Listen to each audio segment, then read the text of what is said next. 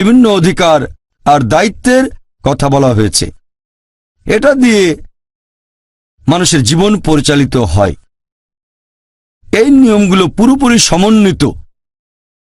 আর এখানে খুঁটিনাটি ব্যাপারগুলো নিয়ে বলা হয়েছে, যেমন খাওয়া দাওয়া, পান করা, পোশাক পরা, এছাড়া বিভিন্ন জটিল আইনও এখানে আছে।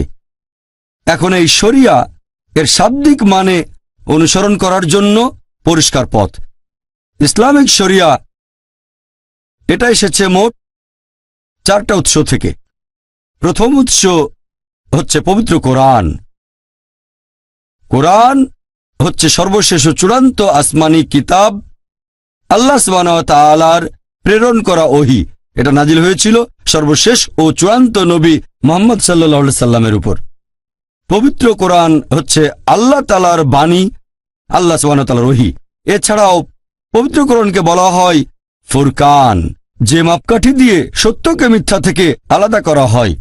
পবিত্র কোরআন মানুষের জন্য আল্লাহ সুবহানাহু ওয়া তাআলা নাজিল করেছেন মুহাম্মদ সাল্লাল্লাহু আলাইহি সাল্লামের উপর ফেরেশতা জিবরাইলের মাধ্যমে 1400 বছর আগে, আর নাজিল হয়েছে আনুমানিক 23 বছর ধরে। পবিত্র কোরআনে রয়েছে মোট 114টা সূরা বা অধ্যায়, আর এখানে আছে 6000-এরও বেশি আয়াত, 6000-এরও বেশি। আর পবিত্র কোরআন নাজিল হয়েছে আরবি ভাষায়। তবে অনেক বিশেষজ্ঞ ওনারা এই পবিত্র কোরআন মানে আল্লাহ সুবহানাহু ওয়া তাআলার এই বাণীকে পৃথিবীর বেশিরভাগ প্রধান ভাষাতেই অনুবাদ করেছেন। এই কোরআন আল্লাহ সুবহানাহু ওয়া তাআলার এই বাণী, এটা হচ্ছে ইসলামিক শরিয়ার সর্বোচ্চ আর সর্বপ্রথম উৎস। শরিয়ার দ্বিতীয় উৎস হচ্ছে সুন্নাহ।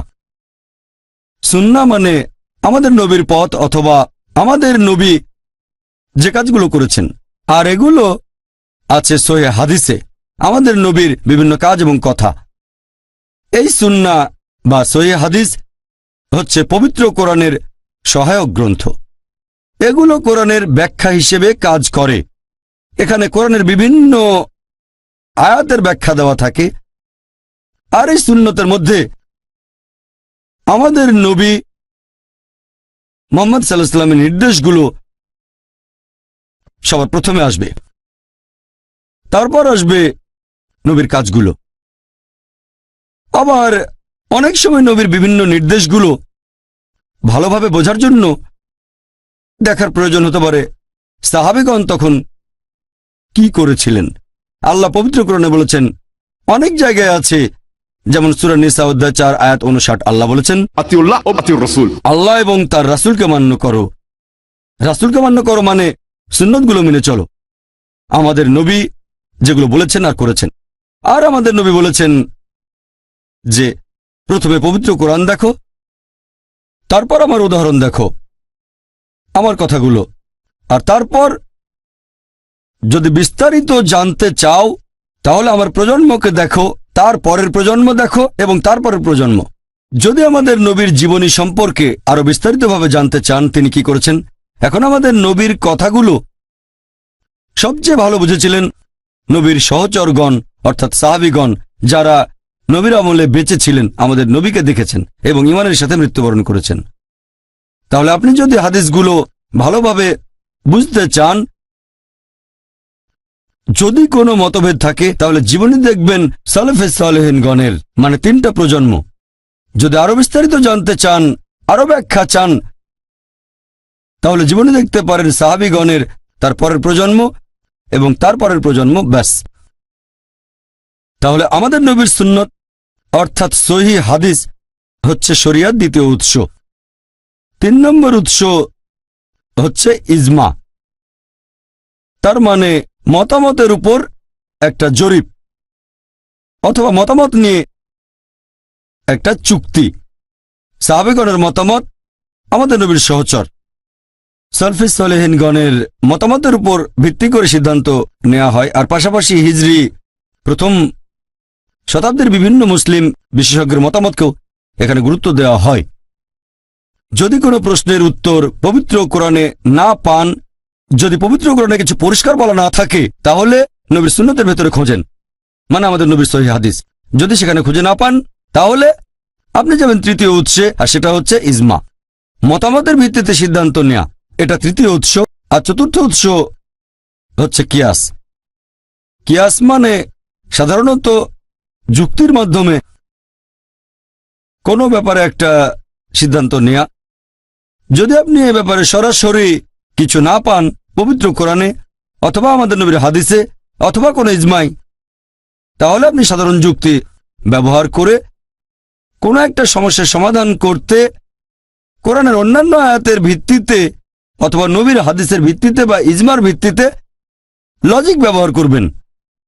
যদি বিশেষ একটা ব্যাপারে সরাসরি কিছু বলা না থাকে, তাহলে আপনি দেখবেন পবিত্র কোরআনের অন্যান্য আয়াতগুলো, নবীর সুন্নত আর ইজমা, এভাবে যুক্তি ব্যবহার করে একটা গ্রহণযোগ্য সমাধানের চেষ্টা করবেন।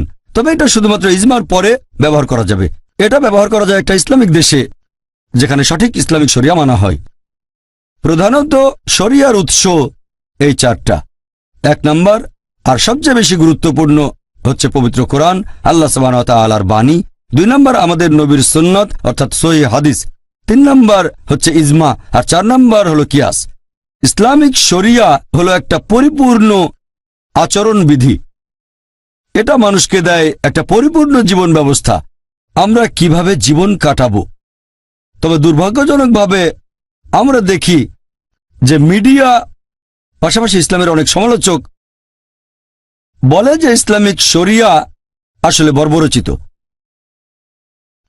আর শরিয়ার বিরুদ্ধে তাদের যে অভিযোগ, তার মধ্যে আপনারা দেখবেন বেশিরভাগই দুটো বিষয়কে কেন্দ্র করে। একটা হচ্ছে ইসলামে বিভিন্ন শাস্তি, হয়তো তারা পোস্টার লিখে, নয়তো বইয়ের প্রচ্ছদ বানাবে, একজন লোককে হয়তো খালি গায়ে করে চাবুক মারা হচ্ছে। আর দ্বিতীয় বিষয়টা হচ্ছে ইসলামে নারী, তাদের নাকি ছোট করা হয়, তারা দেখায় হিজাবের মধ্যে একজন মহিলা। এই দুটো বিষয় দিয়েই সাধারণ সমালোচকরা শরিয়াকে আক্রমণ করে আর বলে এটা বর্বরতা। এছাড়া আরো কিছু অভিযোগ। আজকে সময় কম, তাই শরিয়ার সবগুলো দিক নিয়ে আলোচনা করতে পারবো না। তাছাড়া সময়ের স্বল্পতার কারণে আমি মিডিয়া এবং ইসলামের সমালোচকদের করা সবগুলো অভিযোগের উত্তর দিতে পারবো না এখানে। তবে হাতে যে সময় আছে, ইনশাআল্লাহ আমি চেষ্টা করব যাতে শরিয়া সম্পর্কে কিছু ভুল ধারণা দূর করতে পারি। আমি আগেও বলেছি, প্রথম পয়েন্টটা, বেশিরভাগ পশ্চিমা লেখক আর ইসলামের সমালোচক শরিয়া ভিত্তিক শাস্তির প্রসঙ্গ তুলে ইসলামকে আক্রমণ করে। এখন ইসলামিক আইনে, ইসলামিক শরিয়ায় শাস্তিটা নাকি বর্বরচিত। ইসলাম একটা পরিপূর্ণ জীবন ব্যবস্থা, আর অন্যান্য জীবন ব্যবস্থার সাথে তুলনা করলে আপনি বুঝবেন পৃথিবীর বেশিরভাগ ধর্মই আসলে ভালো কথা বলে, বেশিরভাগ ধর্মই, ইসলাম সহ। তবে অন্যান্য ধর্মগুলোর সাথে ইসলামের পার্থক্যটা হচ্ছে ইসলাম ভালো কথা বলার পাশাপাশি আমাদের পথ দেখিয়ে দেয় যে কিভাবে এই ভালো অবস্থা অর্জন করব। যেমন ধরেন, পৃথিবীর সবগুলো প্রধান ধর্মই আমাদের বলে যে চুরি করা উচিত না। হিন্দুইজম বলছে চুরি করো না, খ্রিস্টান ধর্ম বলছে চুরি করো না, ইসলামও বলছে চুরি করো না। তাহলে ইসলামের সাথে অন্যান্য জীবন দর্শন বা অন্যান্য ধর্মগুলোর মধ্যে পার্থক্যটা কি? এখানে পার্থক্য হচ্ছে যে ইসলাম ভালো কথাগুলো বলার পাশাপাশি আমাদেরকে এটাও দেখিয়ে দেয় যে কিভাবে এই ভালো অবস্থা অর্জন করব। ইসলামিক শরিয়া অনুযায়ী এখানে ইসলামের তৃতীয় স্তম্ভ হচ্ছে যাকাত। তার মানে প্রত্যেক ধনী লোক যাদের সঞ্চয় নিসাব লেভেলের উপরে আছে, অর্থাৎ 85 গ্রাম স্বর্ণের চেয়ে বেশি, সেই লোকই প্রত্যেক হিজরি সালে অতিরিক্ত সঞ্চয়ের 2.5% জাকাত হিসেবে দান করে দেবে। যদি প্রত্যেক ধনী লোক জাকাত দিয়ে থাকে, পৃথিবীতে দারিদ্র্য বলে আর কিছুই থাকবে না। তাহলে পৃথিবীতে একজন মানুষও অনাহারে মারা যাবে না। আল্লাহ পবিত্র কোরআনে বলেছেন, সূরা আল হাশর অধ্যায় নম্বর 59 আয়াত নম্বর 7, এখানে আছে যে জাকাতের বিধান করা হয়েছে যাতে করে ধন সম্পদ শুধুমাত্র ধনী লোকদের কাছে আবর্তিত না হয়। এটা বাধ্যতামূলক দান, এটা ইসলামিক শরিয়ার অংশ, এটা ফরজ। যেসব লোকজন ধনী, যাদের সঞ্চয় 85 গ্রাম স্বর্ণের চেয়ে বেশি, তারা প্রতি হিজরি সালে সেই সঞ্চয়ের 2.5% জাকাত হিসেবে দান করবে। আর তারপরেও ধরেন কেউ চুরি করলো, আল্লাহ পবিত্রকরণে বলেছেন সূরা মাইদা অধ্যায় নম্বর 5 আয়াত নম্বর 38 যে একজন চোর হোক সে পুরুষ অথবা নারী, তার হাত কেটে ফেলো। এটাই আল্লাহ তাআলার পক্ষ থেকে আদর্শ দণ্ড। অনেকে হয়তো বলবে হাত কেটে ফেলবেন? এই বিজ্ঞান আর প্রযুক্তির যুগে ইসলাম একটা বর্বর ধর্ম, এটা একটা নিষ্ঠুর ধর্ম। আর অনেকে এরকম ভাবে যে যদি সৌদি আরবে যায় সেখানে আইনটা এরকম। অনেকেই মনে করে যে হয়তো সেখানে অর্ধেক মানুষেরই হাত কাটা পড়েছে। অনেকেই মনে করে যে সৌদি আরবে যেহেতু এই আইন আছে তাই প্রতি দুজনের মধ্যে একজনের হাত কাটা পড়বে। বিশ্বাস করেন, আমি পর্যন্ত কয়েকবার সৌদি আরবে গেছি, আমি অনেকবার গেছি, এখন পর্যন্ত একটা মানুষ আমার চোখে পড়েনি যার হাত কেটে ফেলা হয়েছে। হতে পারে কিছু লোকের হাত কাটা হয়েছে, আমি একজনও দেখিনি। আইনটা এতই কড়া যে মানুষ অন্তত 10 বার চিন্তা করবে চুরি করব কি করব না। ইসলামিক শরিয়া এরকমই, এটা আপনাকে উপদেশ দেবে চুরি করো না, তবে সব মানুষ এই উপদেশ মেনে চলবে না। যারা আল্লাহকে বিশ্বাস করে তারা মানবে, কিন্তু সবাই মেনে চলবে না। এখন এই সমস্যার সমাধানটা কি হবে? এটার সমাধান হচ্ছে যদি তারা আল্লাহ সুবহানাহু ওয়া তাআলার নির্দেশগুলো না মানে অবশ্যই শাস্তি পেতে হবে। আর বর্তমানে আমেরিকাকে পৃথিবীর সবচেয়ে উন্নত দেশগুলোর একটা বলা যেতে পারে। আপনারা কি জানেন চুরি ডাকাতির দিক থেকেও আমেরিকা পৃথিবীর মধ্যে একেবারে প্রথম সারিতেই আছে? আপনাদের একটা প্রশ্ন করি, যদি আমেরিকা ইসলামিক শরিয়া প্রয়োগ করা হয় ইউএসএতে, যে প্রত্যেক ধনী লোক যাদের সঞ্চয় 85 গ্রাম স্বর্ণের চেয়ে বেশি, তারা প্রতি হিজরি বছরে সেই সঞ্চয়ের 2.5% জাকাত দেবে। আর তারপরেও যদি কেউ চুরি করে তাহলে শাস্তি হিসেবে তার হাত কেটে ফেলতে হবে। এখন আপনাদের একটা প্রশ্ন করি, আমেরিকায় বর্তমানে চুরি ডাকাতির যে হার সেটা বেড়ে যাবে নাকি একই রকম থাকবে নাকি কমে যাবে? অবশ্যই কমে যাবে। এটা একটা প্র্যাকটিক্যাল আইন। আপনি শরিয়া প্রয়োগ করেন অবশ্যই ফলাফল পাবেন। সেজন্য আমি বলছি যে ইসলামিক শরিয়া একেবারে নিখুঁত। আইন প্রয়োগ করব ফলাফলের জন্য, শুধুমাত্র বইয়ে লেখার জন্য না। মানুষ এখানে তর্ক করে আর ভাবে যদি এই আইন প্রয়োগ করেন, দেখছেন কত মানুষ চুরি ডাকাতি করছে, আমেরিকায় হাজার হাজার মানুষ চুরি ডাকাতি করে, তাহলে কি আপনি হাজার হাজার মানুষেরই হাত কাটবেন? শরিয়া প্রয়োগ করলে বদলাবে না মাত্র কয়েকজন, আর বাকি সবাই আল্লাহ চাইলে কখনো চুরি করবে না। অন্যরা এখন জানে যদি অ্যারেস্ট হই বের হয়ে যেতে পারবো, ঘুষ দিতে পারবো, বড়সড় কোনো শাস্তি পাবো না। তবে যদি শাস্তিটা কঠিন হয় তাহলে চুরি করার আগে 10 বার অন্তত চিন্তা করবে, তখন চুরির ইচ্ছাটাও কমে যাবে। আর মানুষজন এটা বুঝতে পারে না যে ইসলামিক শরিয়া পরিপূর্ণ, এটা নিখুঁত।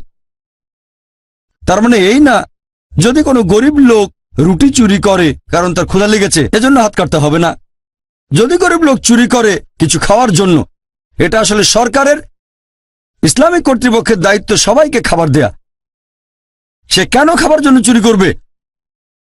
দায়িত্ব আসলে মুসলিম উম্মার, দায়িত্ব দেশের মানুষের। আমরাই খেয়াল রাখবো আমাদের প্রতিবেশী যেন খেতে পারে। বুঝতে পারছেন, এই শাস্তির ক্ষেত্রেও বেশ কিছু নিয়ম আছে। যদি অনেক টাকা চুরি করেন ইত্যাদি ইত্যাদি, তখন শাস্তি হবে এরকম। আর ইসলামিক একটা দেশে কোনো লোকের খাবার চুরি করার প্রশ্নই আসবে না। সেজন্যই আপনারা দেখবেন পৃথিবীর মধ্যে সৌদি আরবে সবচেয়ে চুরি ডাকাতির পরিমাণ কম।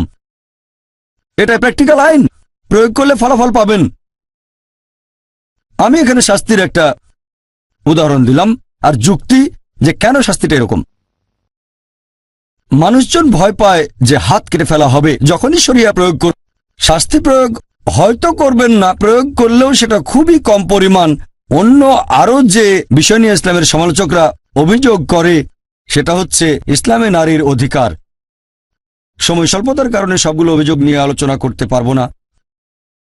সংক্ষেপে বললে এই সমালোচকরা বলে ইসলাম ধর্মে মহিলাদের অবস্থান অনেক নিচে, তাদের কোনো অধিকার নেই, তারা পুরুষের সমান নয়। ইসলাম ধর্মে পুরুষ এবং নারী আসলে সমান, তবে সাম্যতা মানে কিন্তু অভিন্নতা নয়। তারা সমান তবে একই রকম নয়। আমাদের স্রষ্টা আল্লাহ সুবহানাহু ওয়া তাআলা পুরুষ এবং নারীকে সৃষ্টি করেছেন জৈবিকভাবে আলাদা, দেহের গঠনে আলাদা, মানসিকভাবে আলাদা। আর তাদের এই মানসিক গঠন, জৈবিক গঠন আর দেহের গঠনের ভিত্তিতে আল্লাহ সুবহানাহু ওয়া তাআলা পুরুষ এবং নারীর দায়িত্ব কর্তব্য আলাদা করে দিয়েছেন। দেখবেন যে অনেকগুলো ক্ষেত্রেই পুরুষ এবং মহিলা তারা সমান। কিছু কিছু ব্যাপারে মহিলারা কিছুটা এগিয়ে আছে, আবার কিছু ব্যাপারে পুরুষরা কিছুটা এগিয়ে আছে, তবে সব মিলিয়ে তারা সমান। আপনাদের একটা উদাহরণ দেই। ধরেন কোন একটা পরীক্ষায় দুজন ছাত্র এ আর ছাত্র বি, দুজনেই 100তে 80 পেল, দুজনেই প্রথম হলো। যদি আপনি পরীক্ষার খাতাটা দেখেন, ধরেন সেখানে 10টা প্রশ্ন আছে, প্রত্যেক প্রশ্নে 10 নম্বর। সেখানে 1 নম্বর প্রশ্নের উত্তরে ছাত্র এ পেয়েছে 10-এর মধ্যে 9, আর ছাত্র বি পেয়েছে 10-এর মধ্যে 7। তাহলে 1 নম্বর প্রশ্নের উত্তরে ছাত্র এ কিছুটা এগিয়ে ছাত্র বির চেয়ে, আর 2 নম্বর প্রশ্নের উত্তরে ছাত্র বি পেয়েছে 9, ছাত্র এ পেল 10-এর মধ্যে 7। তাহলে 2 নম্বর প্রশ্নের উত্তরে ছাত্র বি কিছুটা এগিয়ে আছে ছাত্র এর চেয়ে। এরপর বাকি 8টা প্রশ্নের উত্তরে দুজনেই পেয়েছে 10-8। যোগ করলে দেখবেন দুজনেই পেয়েছে 100তে 80, সব মিলিয়ে তারা সমান। তবে 1 নম্বর প্রশ্নের উত্তরে ছাত্র এ কিছুটা এগিয়ে আছে, আর 2 নম্বর প্রশ্নের উত্তরে বি কিছুটা এগিয়ে আছে। একইভাবে ইসলাম ধর্মে পুরুষ এবং নারী সব মিলিয়ে সমান। কিছু কিছু ব্যাপারে মহিলারা খানিকটা এগিয়ে আছে, আবার কিছু ব্যাপারে পুরুষরা খানিকটা এগিয়ে। যেমন ধরেন, এটা আছে সহিহ বুখারীতে, খণ্ড নম্বর 8, বুক অফ আদাব, অধ্যায় নম্বর 2, হাদিস নম্বর 2। একবার এক লোক নবীর কাছে এসে জিজ্ঞেস করলো যে এই পৃথিবীতে কাকে সবচেয়ে বেশি ভালোবাসা সাহচর্য দেব? নবী বললেন, তোমার মাকে। লোকটা জিজ্ঞেস করলো, এরপর কাকে দেব? নবী আবার বললেন, তোমার মাকে। লোকটা আবার জিজ্ঞেস করলো, এরপর কাকে দেব? নবী আবারও উত্তরে বললেন, তোমার মাকে। লোকটা জিজ্ঞেস করলো, এরপর কাকে দেব? নবী তখন উত্তরে বললেন, তোমার বাবাকে। তার মানে ভালোবাসা আর সাহচর্যের 4 ভাগের 3 ভাগ সন্তানের ভালোবাসা সেটা পাচ্ছেন মা, আর বাবা তিনি পাচ্ছেন 4 ভাগের 1 ভাগ। এক কথায় মা পাচ্ছেন গোল্ড মেডেল, পাচ্ছেন সিলভার মেডেল, এছাড়াও পাচ্ছেন ব্রোঞ্জ মেডেল, আর বাবাকে শুধু সান্ত্বনা পুরস্কার নিয়ে সন্তুষ্ট থাকতে হচ্ছে। তাহলে ভালোবাসা আর সাহচর্যের ব্যাপারে দেখবেন মহিলারা এখানে এগিয়ে আছে। কেন? বুঝতে পারছেন, কারণ এই মা আমাদের 9 মাস গর্ভে ধারণ করেছেন, আর নবী বলেছেন সেই 9 মাসের কষ্ট সহ্য করার বিনিময়ে যদি পাহাড় সমান স্বর্ণ দাও, সেই ঋণ তোমরা শোধ করতে পারবে না। তাহলে সেই কারণেই সন্তানের ভালোবাসা আর সাহচর্যের কথা বললে মা অনেক বেশি এগিয়ে আছেন। আপনাদের আরেকটা উদাহরণ দেই। ধরেন একটা চোর আমার ঘরের ভেতরে ঢুকলো, তখন বলবো না যে আমি নারী স্বাধীনতায় বিশ্বাস করি। কথা বলে স্ত্রীকে চোরের সাথে লড়তে বলবো না, আমি লড়বো। আল্লাহ পবিত্র কোরআনে বলেছেন সূরা নিসা অধ্যায় নম্বর 4 আয়াত নম্বর 34 যে আল্লাহ সুবহানাহু ওয়া তাআলা পুরুষদের বেশি করে শারীরিক শক্তি দিয়েছেন। তাহলে যেহেতু আল্লাহ সুবহানাহু ওয়া তাআলা পুরুষদের শারীরিক শক্তি বেশি দিয়েছেন, তাই পুরুষদের দায়িত্ব মহিলাদের সাহায্য আর রক্ষা করা। তাহলে শারীরিক শক্তিতে পুরুষরা কিছুটা এগিয়ে। এছাড়া আরো অনেক ক্ষেত্রেই পুরুষ আর মহিলা সমান। আমি এখানে সংক্ষেপে ইসলামের সমালোচকদের অভিযোগের উত্তর দিলাম যে নারীর অধিকারের বিষয়ে ইসলামের আইন মোটেও বর্বরচিত নয়। আরো বিস্তারিত জানতে আমার ভিডিও ক্যাসেট দেখতে পারেন, women's right in Islam, মডার্নাইজিং or outdated. কথা আগেও বলেছি যে বেশিরভাগ ধর্মই সাধারণত ভালো কথা বলে থাকে, তবে ইসলাম ভালো কথা বলার পাশাপাশি আমাদের দেখিয়ে দেয় যে কিভাবে ভালোটা অর্জন করব। আজকে অনেকে আপত্তি জানায়, বিভিন্ন রকমের মতামত, যে আইনটা কেমন হওয়া উচিত। এরকম একটা কমন অভিযোগ হচ্ছে ইসলামে মহিলাদের অবস্থান বেশ নিচে। এর কারণটা ইসলামিক হিজাব। তারা বলে যে ইসলামিক হিজাব মোটেও শালীনতা প্রকাশ করে না, শালীনতার জন্য না, হিজাব করা হয় মহিলাদের নিচে রাখার জন্য। আপনারা যদি বর্তমানের আশেপাশে একটু ভালো করে দেখেন যে শালীনতার সংজ্ঞা এক এক মানুষের কাছে এক এক রকম হতে পারে, পরিবেশের উপর ভিত্তি করে আর সমাজের উপর। যেমন ধরেন মুসলিম আরব দেশগুলোতে কোনো মহিলার দিকে তাকানো, একজন মহিলাকে দেখা, এটাকে বলা হয় অশালীনতা। আমাদের দেশ ভারতে মহিলাদের দিকে তাকাতে পারেন, কথা বলতে পারেন, কিন্তু স্পর্শ করলে সেটা অশালীনতা। সেজন্য অভিবাদন জানানোর সময় ভারতে হাত জোড় করে। ভারতের পরিবেশে কোনো মহিলাকে স্পর্শ না করলে বলা হবে শালীনতা। আবার পশ্চিমা দেশগুলোতে হ্যান্ডশেক করা, পুরুষ আর মহিলা হ্যান্ডশেক করছে, এটাই ভদ্রতা। হ্যান্ডশেক করা, কথা বলা বা দেখতেও পারেন, কোনো সমস্যা নেই। সত্যি বলতে, যদি কোনো মহিলা হাত বাড়িয়ে দেয় অথবা কোনো পুরুষ হাত বাড়িয়ে দেয় আর অন্যজন হ্যান্ডশেক না করে, তাহলে ধরে নেওয়া হবে যে সে অশিক্ষিত অথবা ভদ্রতা জানে না। তাহলে পশ্চিমে হ্যান্ডশেক করাই হচ্ছে শালীনতা।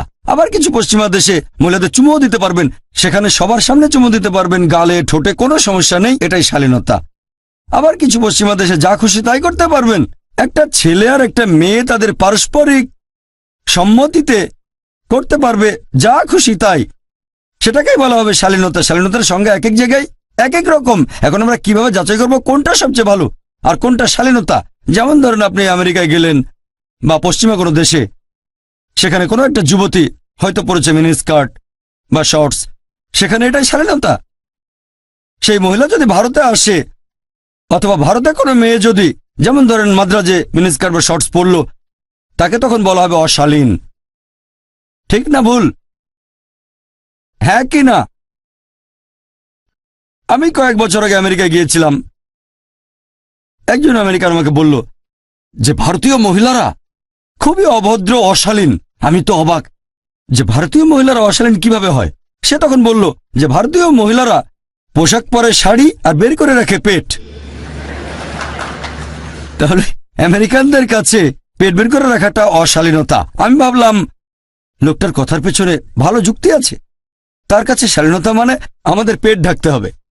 এখন আমরা ভারতীয়রা মনে করি যে শালীনতা বজায় রাখি, কিন্তু পশ্চিমাদের কাছে পেট বের করে রাখাটা অশালীনতা। তাহলে কে ঠিক করবে যে কোনটা শালীনতা কোনটা অশালীনতা? সবচেয়ে ভালো যিনি বলতে পারবেন তিনি আমাদের স্রষ্টা আল্লাহ সুবহানাহু ওয়া তাআলা, সর্বশক্তিমান ঈশ্বর।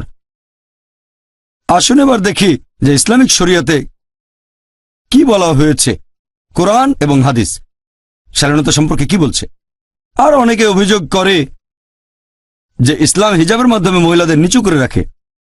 তাদের উদ্দেশ্যে বলবো, আপনারা যদি ইতিহাস দেখেন, ব্যাবিলনের সভ্যতার সময় তারা মহিলাদের সাথে খুব খারাপ ব্যবহার করত। একজন লোক কাউকে খুন করলে সেই লোককে শাস্তি না দিয়ে তার স্ত্রীকে মৃত্যুদণ্ড দেওয়া হতো। আর গ্রিক সভ্যতায় তাদের পৌরাণিক কাহিনীতে একটা কাল্পনিক মহিলা চরিত্র প্যান্ডোরা, যে পৃথিবীর সব দুর্ভোগ আর দুর্দশার কারণ। প্রথম দিকে তারা পবিত্রতা বিশ্বাস করত, কিন্তু পরবর্তীতে খ্যাতিলোভের কারণে পতিতাবৃত্তি বেড়ে গিয়েছিল। তারপর রোমান সভ্যতায় নগ্নতা ছিল কমন, পতিতাবৃত্তি, অবাধ যৌনাচার ছিল কমন। মিশরীয় সভ্যতা দেখেন, সেখানে মহিলাদের বলা হতো শয়তানের চিহ্ন। আর পবিত্র কোরআন নাজিল হওয়ার আগে আরব সভ্যতায় যদি কোনো কন্যা সন্তান জন্মাতো তাকে মেরে ফেলা হতো, জীবন্ত কবর দেওয়া হতো। ইসলাম হলো প্রথম ধর্ম, আর মুহাম্মদ সাল্লাল্লাহু আলাইহি সাল্লাম প্রধান উদ্যোক্তা, যিনি মহিলাদের উপরে তুলেছেন। আর ইসলাম ধর্ম মহিলাদের অধিকার দেওয়ার পরে তাদের এই পথটাও দেখিয়ে দিচ্ছে যে কিভাবে স্বাধীনতা বজায় রাখতে হবে, কিভাবে অধিকার বজায় রাখতে হবে, অবস্থান বজায় রাখতে হবে। আর এই কারণে হিজাবের ব্যবস্থা করা হয়েছে। মানুষ সাধারণত মহিলাদের হিজাবের কথা বলে, তবে আল্লাহ সুবহানাহু ওয়া তাআলা তার আসমানি কিতাব পবিত্র কোরআনে প্রথমে বলেছেন পুরুষদের হিজাবের কথা, তারপর মহিলাদের হিজাব। আল্লাহ পবিত্র কোরআনে বলেছেন, সূরা নূর অধ্যায় নম্বর 24 আয়াত নম্বর 30, মুমিন পুরুষদের বলো তারা যেন দৃষ্টি সংযত রাখে, লজ্জাস্থানে হেফাজত করে। যখন একজন পুরুষ কোনো মহিলাকে দেখবে, তখন মাথায় কোনো খারাপ চিন্তা আসলে সে দৃষ্টি নিচু করবে, মনে কোনো নির্লজ্জ চিন্তা আসলে দৃষ্টি নিচু করবে। একবার একজন মুসলিম অনেক সময় ধরে একটা মেয়েকে দেখছিল। আমি বললাম, ভাই তুমি কি করছো? ইসলামে তো এটার অনুমতি নেই। সে আমাকে বলল, আমাদের প্রিয় নবী বলেছেন প্রথমবার দেখার অনুমতি আছে, দ্বিতীয়বার দেখা নিষিদ্ধ। আমার প্রথমবারের দেখা অর্ধেক শেষ হয়নি। নবী কথা দিয়ে কি বুঝিয়েছেন যে প্রথমবার দেখার অনুমতি আছে, দ্বিতীয়বার দেখা নিষিদ্ধ? তার মানে এই না যে 10 মিনিট ধরে আপনি পলক না ফেলে একটা মেয়েকে দেখবেন আর বলবেন অর্ধেক দেখা শেষ হয়নি। এর মানে যদি অনিচ্ছাকৃতভাবে কোনো মহিলাকে আপনি দেখে ফেলেন, ইচ্ছাকৃতভাবে তাকে আরেকবার দেখবেন না, সৌন্দর্য উপভোগ করবেন না। পরের আয়াতটা বলছে মহিলাদের হিজাবের কথা। আল্লাহ পবিত্র কোরআনে বলছেন সূরা নূর অধ্যায় নম্বর 24 আয়াত নম্বর 31, মুমিন নারীদেরকে বলো যেন দৃষ্টি সংযত রাখে, লজ্জাস্থানে হেফাজত করে।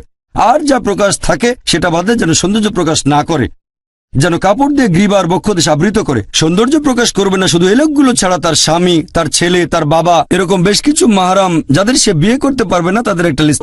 এই হিজাব পালনের শর্ত আছে মোট 6টা। এগুলো বলা আছে পবিত্র কোরআন এবং সহিহ হাদিসে। প্রথমটা হচ্ছে হিজাবের সীমা। পুরুষদের জন্য নাভি থেকে হাঁটু পর্যন্ত, মহিলাদের ক্ষেত্রে পুরো শরীর ঢাকা থাকবে, শুধু যে অংশটা দেখা যেতে পারে সেটা মুখমণ্ডল আর কবজি পর্যন্ত হাত। তবে অনেক বিশেষজ্ঞ বলেন এগুলো ঢেকে রাখতে হবে। হিজাবের বাকি 5টা শর্ত পুরুষ এবং মহিলাদের একই। 2 নম্বর, তারা যে পোশাকটা পরবে সেটা হবে ঢিলেঢালা, শরীরের গঠন বোঝা যাবে না। 3 নম্বর, এমন স্বচ্ছ হবে না যাতে ভেতর থেকে দেখা যায়। 4 নম্বর, পোশাক এমন আকর্ষণীয় হবে না যাতে বিপরীত লিঙ্গ আকৃষ্ট হয়। 5 নম্বর, পোশাকটা বিপরীত লিঙ্গের পোশাকের মতো হবে না। আর 6 নম্বর, পোশাকের মধ্যে অবিশ্বাসীদের কোনো চিহ্ন থাকতে পারবে না। এই হলো হিজাব পালনের 6টা শর্ত। আর আল্লাহ পবিত্রকরণে বলেছেন সূরা আহজাব অধ্যায় নম্বর 33 আয়াত নম্বর 59 যে হে নবী, তোমার স্ত্রীগণকে বলো, তোমার কন্যাদের এবং মুমিন নারীদের, তারা যখন বাইরে যাবে তখন যেন চাদর পরে, এতে করে তাদের সহজেই চেনা যাবে আর এতে করে তাদের উত্ত্যক্ত করা হবে না।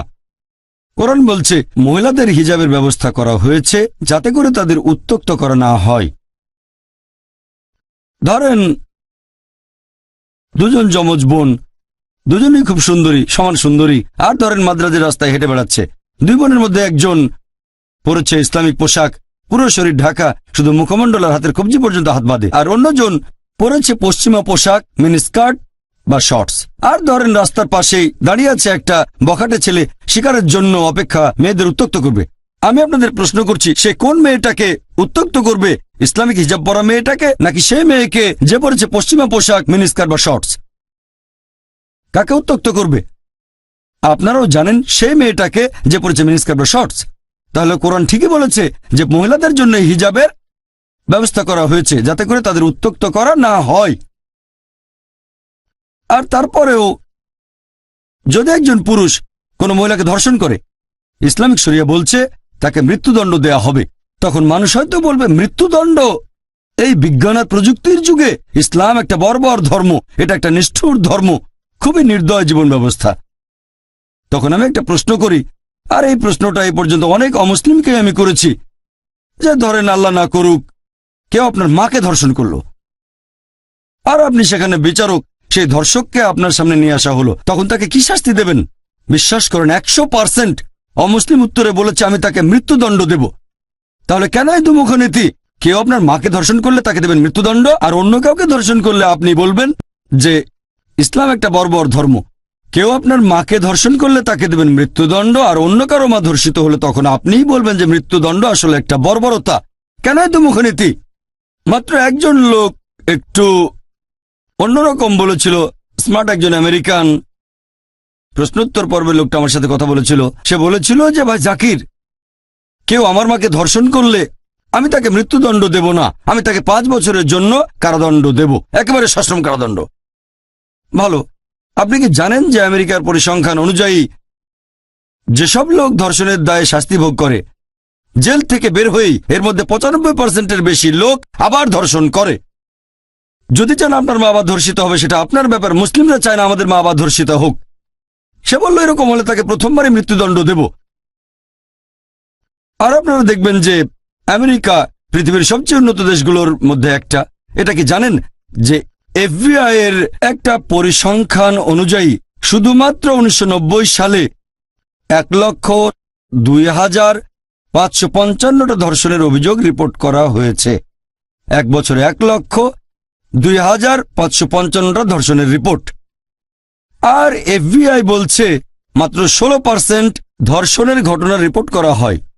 যদি জানতে চান আসলে কতজন ধর্ষিত হয়েছে, তাহলে 6.25 দিয়ে গুণ করেন, আপনারা দেখতে পাবেন যে 6,40,968টা ধর্ষণের ঘটনা ঘটেছে 1990 সালে শুধুমাত্র আমেরিকায়। যদি এই সংখ্যাটাকে 365 দিয়ে ভাগ করেন তাহলে দেখবেন যে প্রতিদিন 1,756 জন ধর্ষিত হয়েছে আমেরিকায়।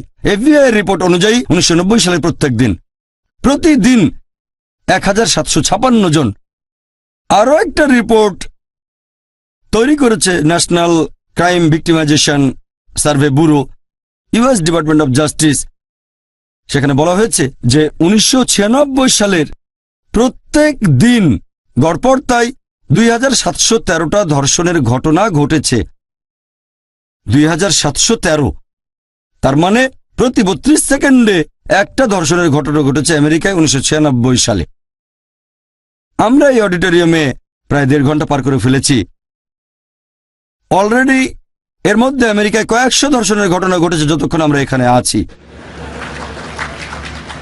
আমি আপনাদের প্রশ্ন করি, যদি আমেরিকায় ইসলামিক শরিয়া প্রয়োগ করা হয়, যখন একজন পুরুষ কোনো মহিলাকে দেখবে, তার মাথায় কোনো খারাপ চিন্তা আসলে সে দৃষ্টি নিচু করবে।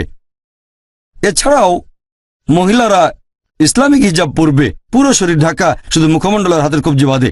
আর তারপরে একজন পুরুষ কোনো মহিলাকে ধর্ষণ করলে তাকে মৃত্যুদণ্ড দেয়া হবে। ধর্ষণের শাস্তি মৃত্যুদণ্ড। আমি আপনাদের প্রশ্ন করছি, এখন আমেরিকায় ধর্ষণের যে হার, সেটা কি বেড়ে যাবে, একই রকম থাকবে নাকি কমে যাবে? অবশ্যই কমে যাবে। এটা প্র্যাকটিক্যাল আইন। আপনি শরিয়া প্রয়োগ করলে নিশ্চয়ই ফল পাবেন। সেজন্য আমি বলি যে ইসলাম ভালো কথা বলার পাশাপাশি সব ধর্মে বলে উত্ত্যক্ত করা উচিত না, ধর্ষণ করা উচিত না, তবে ইসলাম দেখিয়ে দেয় এটা কিভাবে অর্জন করব, যেখানে মহিলাদের উত্ত্যক্ত বা ধর্ষণ করা হবে না। আর পৃথিবীর মধ্যে যে দেশে ধর্ষণের হার সবচেয়ে কম, সেটা সৌদি আরব। সেখানে আইনই এরকম। সেজন্য আমি বলি যে ইসলামিক শরিয়া একটা পরিপূর্ণ আইন, এটাই সবচেয়ে প্র্যাকটিক্যাল আইন। এটা আমাদের দেখিয়ে দেয় কিভাবে অর্জন করব শান্তি। এই আইনটা তাদের কাছে বর্বর বলে মনে হবে যারা জানে না যে পৃথিবীতে এখন কোন মাত্রায় অপরাধ ঘটছে। আইন হলো একটা নিয়ম, যেখানে আপনি ফল পাবেন, যেখানে আপনি শান্তি পাবেন। ইসলামের অনেক সমালোচক বলে যে ইসলামিক শরিয়া এটা একটা বর্বর আইন, এটা পুরুষদের একাধিক স্ত্রী রাখার অনুমতি দেয়। সত্যি বলতে আপনারা কোরআন পড়লে দেখবেন, কোরআন এটা হলো পৃথিবীর মধ্যে একমাত্র ধর্মগ্রন্থ যেটা বলছে মাত্র একটা বিয়ে করো। পৃথিবীর বুকে পবিত্র কোরআন বাদে আর কোনো ধর্মগ্রন্থ এরকম বলছে না যে মাত্র একটা বিয়ে করো। যদি আপনি বাইবেল পড়েন, ভগবদ্গীতা পড়েন, মহাভারত পড়েন, রামায়ণ পড়েন, বেদ পড়েন, পবিত্র কোরআন ছাড়া আর কোনো ধর্মগ্রন্থ এরকম বলছে না যে মাত্র একটা বিয়ে করো।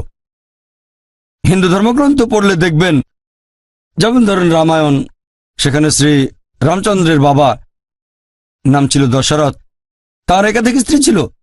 এরপর যদি পড়েন বিষ্ণু সূত্র, সেখানে বলা হয়েছে 24 নম্বর অধ্যায় অনুচ্ছেদ 1, একজন ব্রাহ্মণের 4 জন স্ত্রী থাকতে পারে। আর মহাভারত পড়লে দেখবেন কৃষ্ণের কতজন স্ত্রী ছিল?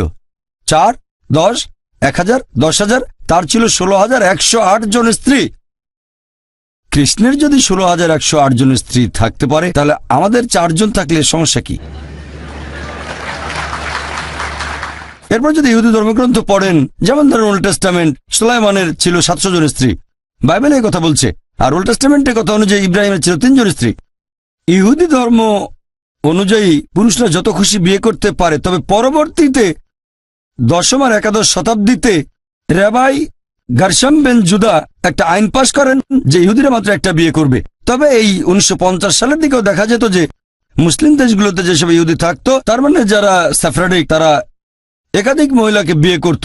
এরপর দেখেন খ্রিস্টান ধর্মগ্রন্থ বাইবেলে কোথাও বলা হয়নি মাত্র একটা বিয়ে করো। খ্রিস্টান পুরুষরা যত খুশি বিয়ে করতে পারে, তবে পরবর্তীতে চার্চ এ ব্যাপারে নিয়ম করে দেয় যে খ্রিস্টানরা মাত্র একটা বিয়ে করবে। এমনকি ভারতেও কোনো হিন্দু ধর্মগ্রন্থ বলছে না যে মাত্র একটা বিয়ে করো। পরবর্তীতে ভারত সরকারের আইন, ইন্ডিয়ান পেনাল কোড, একটা আইন পাশ করে 1954 সালে, Hindu marriage special act. Hindu marriage special act বলছে যে মাত্র একটা বিয়ে করবে হিন্দুরা। হিন্দু ধর্মগ্রন্থ পুরুষদের অনুমতি দিয়েছে যত খুশি বিয়ে করতে পারবে। খ্রিস্টান আর ইহুদি ধর্ম বলছে যত খুশি বিয়ে করতে পারেন, 4টা, 10টা, 100, 1000, 10,000, যত খুশি বিয়ে করতে পারেন। একবার একটা রিপোর্ট প্রকাশ করা হয়েছিল, সেখানে বলা হয়েছিল ইসলাম ধর্মে মহিলাদের অবস্থান। 1975 সালে প্রকাশিত সেই রিপোর্টের 66 ও 67 নম্বর পৃষ্ঠায় বলা হয়েছে যে 10 বছর সময়ের মধ্যে 1951 থেকে 1961 সাল পর্যন্ত ভারতের মুসলিমদের মধ্যে 4.31% পুরুষ একাধিক বিয়ে করেছে, মানে তাদের একাধিক স্ত্রী আছে। আর হিন্দুদের মধ্যে এই পার্সেন্টেজ ছিল 5.06। তাহলে পরিসংখ্যান অনুযায়ী হিন্দুদের মধ্যে বহুবিবাহের হার মুসলিমদের তুলনায় বেশি। আসুন এবার দেখি পবিত্র কোরআন কি বলছে। আল্লাহ পবিত্র কোরআনে বলেছেন সূরা নিসা অধ্যায় নম্বর 4 আয়াত নম্বর 3, তোমার পছন্দের নারীকে বিয়ে করো 2, 3 বা 4 জনকে। যদি সুবিচার করতে না পারো তাহলে একজনকে বিয়ে করো। এভাবে মাত্র একটা বিয়ে করার কথা শুধু কোরআনেই বলা হয়েছে, অন্য কোনো ধর্মগ্রন্থে নয়। আপনি একাধিক বিয়ে করতে পারেন, সর্বোচ্চ 4 জন। যদি সুবিচার করতে পারেন, সুবিচার করতে না পারলে মাত্র একটা বিয়ে করেন। আর আল্লাহ কোরআনে বলেছেন সূরা নিসা অধ্যায় নম্বর 4 আয়াত নম্বর 129, স্ত্রীগণের সাথে সমান ব্যবহার করা খুব কঠিন, তবে কারো দিক থেকে পুরোপুরি মুখ ফিরিয়ে নিও না। অনেক মানুষ ভাবে ইসলামে 4টা বিয়ে করা বাধ্যতামূলক। আমার কয়েকজন বন্ধু আছে বোম্বেতে, যখন মেডিকেল কলেজে পড়তাম এক বন্ধু আমাকে বলল মুসলিমদের 80%-এর বেশি লোকের 4 জন স্ত্রী। বললাম এটা কোথায় পেলে? আমি জানি। তখন বললাম তোমাকে চ্যালেঞ্জ করছি, ভারতে এরকম 10 জন লোক দেখাও যাদের 4 জন স্ত্রী, আমি তোমাকে 1 লক্ষ টাকা দেব। মাত্র 10 জন। এখন পর্যন্ত আমি কোনো ভারতীয় মুসলিম পুরুষকে দেখিনি যার 4 জন স্ত্রী। আমি জানি অনেক লোক আছে ভারতের বাইরে, যেমন আরব দেশগুলোতে অনেকেরই 4 জন স্ত্রী। তবে ভারতীয় মুসলিমদের একটা ভুল ধারণা আছে যে প্রত্যেক মুসলিম 4টা বিয়ে করে। সত্যি বলতে 4টা বিয়ে করা ইসলামে ফরজ না, এটা বাধ্যতামূলক না, এটা হচ্ছে মুবাহ মানে ঐচ্ছিক। একাধিক বিয়ে করতে চাইলে করতে পারেন, তবে বিয়ে করলে স্ত্রীদের সাথে সুবিচার করতে হবে। আসুন এবারে দেখি যে কোন যুক্তিতে আল্লাহ সুবহানাহু ওয়া তাআলা পুরুষদের অনুমতি দিয়েছেন যে তারা 4টা বিয়ে করতে পারবে। প্রাকৃতিকভাবে পুরুষ এবং মহিলা সমান অনুপাতে জন্মায়, তবে একেবারে ছোটবেলায় দেখা যায় কোন শিশু বিশেষজ্ঞকে জিজ্ঞেস করলেই জানবেন মেয়ে শিশুরা ছেলেদের চেয়ে ভালো করে রোগ জীবাণুর বিরুদ্ধে যুদ্ধ করতে পারে। তাই একেবারে ছোটবেলাতেই ছেলে শিশুরা মেয়েদের তুলনায় একটু বেশি হারে মারা যায়। তাহলে শিশু অবস্থাতে দেখা যায় ছেলেদের চেয়ে মেয়েদের সংখ্যা বেশি। তারপর সময় পার হয়, মানুষজন মারা যায় ধূমপানের কারণে, মদ পান করে, গাড়ি অ্যাক্সিডেন্টে, যুদ্ধের সময়। এখানে পুরুষরা মহিলাদের তুলনায় একটু বেশি মারা যায়। এখনকার পৃথিবীতে দেখবেন যে পুরুষের তুলনায় মহিলাদের সংখ্যা অনেক বেশি। তৃতীয় বিশ্বের কিছু দেশ অবশ্য ব্যতিক্রম, যেমন ভারত। আর যে কারণে ভারতে পুরুষের তুলনায় মহিলার সংখ্যা কম তা হচ্ছে মেয়ে শিশু আর ভ্রূণ হত্যা। এরকম একটা পরিসংখ্যান হয়েছিল বিবিসিতে, অনুষ্ঠানের নাম অ্যাসাইনমেন্ট লেট হার ডাই। সেখানে ব্রিটিশ রিপোর্টার এমিলি বেকেনন বলেছেন যে প্রত্যেক দিন এই ভারতে 3000-এরও বেশি মহিলার গর্ভপাত ঘটানো হয় যখন জানতে পারে শিশুটা মেয়ে। তার মানে ভারতে প্রতি বছর 10 লক্ষ মহিলার গর্ভপাত ঘটানো হচ্ছে যখন জানতে পারছে যে শিশুটা মেয়ে। আর তামিলনাড়ুর সরকারি হাসপাতালের রিপোর্ট আমাদের বলছে যে 10 জন জীবিত কন্যা শিশুর মধ্যে 4 জনকে মেরে ফেলা হয়। যদি এই মেয়ে শিশু আর ভ্রূণ হত্যার অশুভ প্র্যাকটিসটা বন্ধ করেন তাহলে এই ভারতেও মহিলাদের সংখ্যা এক সময় পুরুষের চেয়ে বেশি হয়ে যাবে। বর্তমানে আপনারা দেখবেন যে শুধুমাত্র নিউ ইয়র্কে পুরুষের তুলনায় মহিলার সংখ্যা 10 লক্ষ বেশি, শুধুমাত্র আমেরিকাতে পুরুষের তুলনায় 78 লক্ষ মহিলা বেশি, শুধুমাত্র ইংল্যান্ডে পুরুষের তুলনায় 40 লক্ষ মহিলা বেশি, শুধুমাত্র জার্মানিতে 50 লক্ষ মহিলা পুরুষের তুলনায় বেশি, শুধুমাত্র রাশিয়ায় পুরুষের তুলনায় 90 লক্ষ মহিলা বেশি। আর এটা শুধু আমাদের স্রষ্টা আল্লাহ সুবহানাহু ওয়া তাআলা বলতে পারবেন যে পুরো পৃথিবীতে পুরুষের তুলনায় মহিলার সংখ্যা কত বেশি। যদি মেনেও নেই যে প্রত্যেক পুরুষের উচিত একজন মহিলাকে বিয়ে করা, আর ধরেন আমার বোন অথবা আপনার বোন সে আমেরিকায় বসবাস করে আর সবাই সেখানে বিয়ে করে ফেলেছে, প্রত্যেক পুরুষই একজন মহিলাকে বিয়ে করে ফেলেছে, তারপরে আমেরিকায় 78 লক্ষ মহিলা থেকে যাবে যারা কোনো জীবনসঙ্গী খুঁজে পাবে না। তাদের জন্য যে পথটা খোলা থাকবে হয় এমন কোনো পুরুষকে বিয়ে করবে যার স্ত্রী আছে, নয়তো হবে জনগণের সম্পত্তি। লোকে বলতে পারে জনগণের সম্পত্তি, ডক্টর জাকির আপনি খুব কঠিন করে বলছেন। এটাই আমার জানা মতে সবচেয়ে ভদ্র ভাষা, এর চেয়ে ভালো শব্দ আমার জানা নেই। আর একজন ভদ্র মহিলা এরকম ক্ষেত্রে এমন কোন পুরুষকেই বিয়ে করবে যার একজন স্ত্রী আছে, জনগণের সম্পত্তি সে হতে চাইবে না। আপনারা দেখবেন যে পশ্চিমা দেশগুলোতে রক্ষিতার ব্যাপারটা খুবই কমন। 2টা 10টা 20টা 30টা 40টা কোনো সমস্যা নেই, যত খুশি রক্ষিতা রাখতে পারেন। আমেরিকার পরিসংখ্যান বলছে একজন বিয়ে করার আগে গড়পড়তায় সে 8 জনের সাথে যৌন সম্পর্ক তৈরি করতে পারে। আমেরিকানরা গড়ে কেউ 2টো, কেউ 5টা, কেউ 20টা, আবার কেউ 30টা। বিয়ের আগে 8 জনের সাথে যৌন সম্পর্ক হচ্ছে এটা তারা হজম করতে পারে, কিন্তু একাধিক মহিলাকে বিয়ে করাটা তারা হজম করতে পারে না। তুলনা করলে দেখবেন কোন মহিলা যখন রক্ষিতা তখন সে কোনো সম্মান পায় না, কোনো অধিকার পায় না। আর একজন মহিলা যদি কারো দ্বিতীয় স্ত্রীও হয়, আলহামদুলিল্লাহ সে তখন অধিকার পায়, উপযুক্ত সম্মান পায়, নিরাপত্তা পায়। তাহলে আপনারা বুঝতে পারছেন যে কারণে ইসলাম ধর্ম অনুমতি দিয়েছে যে কিছু পুরুষ একাধিক মহিলাকে বিয়ে করতে পারে, সেটা হলো যাতে মহিলাদের শালীনতা বজায় থাকে, তাদের অসম্মান করার জন্য না। এছাড়াও আপনারা দেখবেন যে ইসলাম ধর্মে মহিলাদেরকে বলা হয় মহসেনা, অর্থাৎ শয়তানের বিরুদ্ধে দুর্গ। আর অন্যান্য ধর্মে মহিলাদেরকে বলা হয় শয়তানের প্রধান অস্ত্র। আমাদের প্রিয় নবী মুহাম্মদ সাল্লাল্লাহু আলাইহি ওয়াসাল্লাম বলেছেন, এটা আছে সহিহ বুখারীতে খণ্ড নম্বর 7 বুক অব নিকাহ অধ্যায় 3 হাদিস নম্বর 4, হে যুবক যুবতীরা, তোমাদের যাদের বিয়ে করার সামর্থ্য আছে তারা বিয়ে করে ফেলো। আর নবী বলেছেন, ইসলাম ধর্মের সন্ন্যাস ব্রত বলে কিছু নেই। আমাদের নবী আরো বলেছেন, কেউ বিয়ে করলে তার অর্ধেক দিন পূর্ণ হয়। একবার প্রশ্ন উত্তর পূর্বে একজন আমাকে বলেছিল, তার মানে কি এই যে দুটো বিয়ে করি তাহলে সম্পূর্ণ দিন পূর্ণ হবে? বিয়ে করলে অর্ধেক দিন পূর্ণ হয়, এটা দিয়ে নবী কি বুঝিয়েছেন? বিয়ে করলে দূরে থাকবে অবাধ যৌনাচার, ব্যভিচার থেকে, অশ্লীলতা, সমকামিতা থেকে। এগুলো সমাজে খারাপ জিনিসগুলোর অর্ধেক। শুধুমাত্র বিয়ে করলেই আপনি মা অথবা বাবা হওয়ার সুযোগ পাবেন, বিয়ে করলে স্বামী বা স্ত্রী হওয়ার সুযোগ পাবেন। এই দায়িত্বগুলো ইসলামে খুবই গুরুত্বপূর্ণ। তাহলে আপনি বিয়ে করলে একটা অথবা দুটা, এখানে দিন পূর্ণ হবে অর্ধেক। আর নবী বলেছেন, যদি কেউ বিয়ে না করে সে আমার দলে না।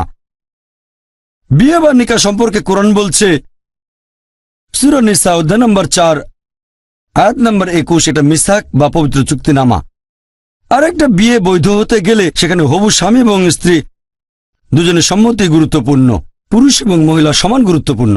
আমাদের প্রিয় নবী বলেছেন, এটা আছে সহিহ বুখারীতে খণ্ড নম্বর 7 বুক অব নিকাহ অধ্যায় নম্বর 69 হাদিস নম্বর 49, একবার এক মহিলা নাম খানসা বিনতে খাদেম আল আনসারিয়া নবীর কাছে আসলো আর নবীকে বলল যে আমার বাবা জোর করে আমার অপছন্দের লোকের সাথে আমাকে বিয়ে দিয়েছে। আর নবী তখন বিয়েটা বাতিল করে দিলেন। তাহলে ইসলাম অনুযায়ী বিয়েতে হবু স্বামী স্ত্রী দুজনেরই অনুমতি নেওয়া সমান গুরুত্বপূর্ণ। এছাড়াও ইসলাম ধর্মে একটা বিয়ে বৈধ হতে গেলে মোহর দেয়া বাধ্যতামূলক। আল্লাহ কোরআনে বলেছেন সূরা নিসা অধ্যায় 4 আয়াত 4, বিয়ের সময় তোমরা নারীদেরকে মোহর প্রদান করবে। তাহলে মোহর দেয়া বাধ্যতামূলক। হবু স্বামী মোহর দেবে তার হবু স্ত্রীকে। তবে ভারতের কালচারে ঠিক তার উল্টোটা। এখানে হবু স্ত্রী তার হবু স্বামীকে যৌতুক দেয়। এরকম প্রায় দেখা যায় আমাদের ভারতে। আর দুর্ভাগ্যজনকভাবে এই কালচারটা মুসলিমদের ভেতরেও চলে এসেছে। আর এভাবে লোকজন তাদের অবস্থান যাচাই করে তারপর যৌতুক দাবি করে। গ্র্যাজুয়েট হলে দাবি করে 1 লাখ টাকা, ইঞ্জিনিয়ার হলে 10 লাখ টাকা, আর ডাক্তার হলে বোধহয় 20 লাখ টাকা। ব্যাপারটা যেন কোরবানির হাটে গরু ছাগল বিক্রি হচ্ছে। ইসলাম ধর্মে সরাসরি বা ঘুরিয়ে ফিরিয়ে যৌতুক দাবি করাটা সম্পূর্ণ নিষিদ্ধ। আপনি এভাবে বলতে পারবেন না যে আমার ছেলে মার্সিডিজ গাড়ি চালাতে পছন্দ করে, তার মানে যৌতুক হিসেবে মার্সিডিজ বেঞ্চ দিতে হবে। আমার ছেলে 3 বেডরুমের অ্যাপার্টমেন্ট খুব পছন্দ করে, তার মানে যৌতুক হিসেবে 3 বেডরুমের অ্যাপার্টমেন্ট দিতে হবে। প্রত্যক্ষ বা পরোক্ষভাবে যৌতুক দাবি করা ইসলাম ধর্মে নিষিদ্ধ। মেয়ের বাবা মা যদি স্বেচ্ছায় কিছু দেয় তাহলে কোনো সমস্যা নেই, তবে প্রত্যক্ষ বা পরোক্ষভাবে যৌতুক দাবি করা নিষিদ্ধ। তার বদলে হবু স্বামী এখানে তার হবু স্ত্রীকে বিয়ের সময় মোহর দেবে। তাহলে এইভাবে আলহামদুলিল্লাহ ইসলাম মহিলাদের অধিকার নিশ্চিত করেছে।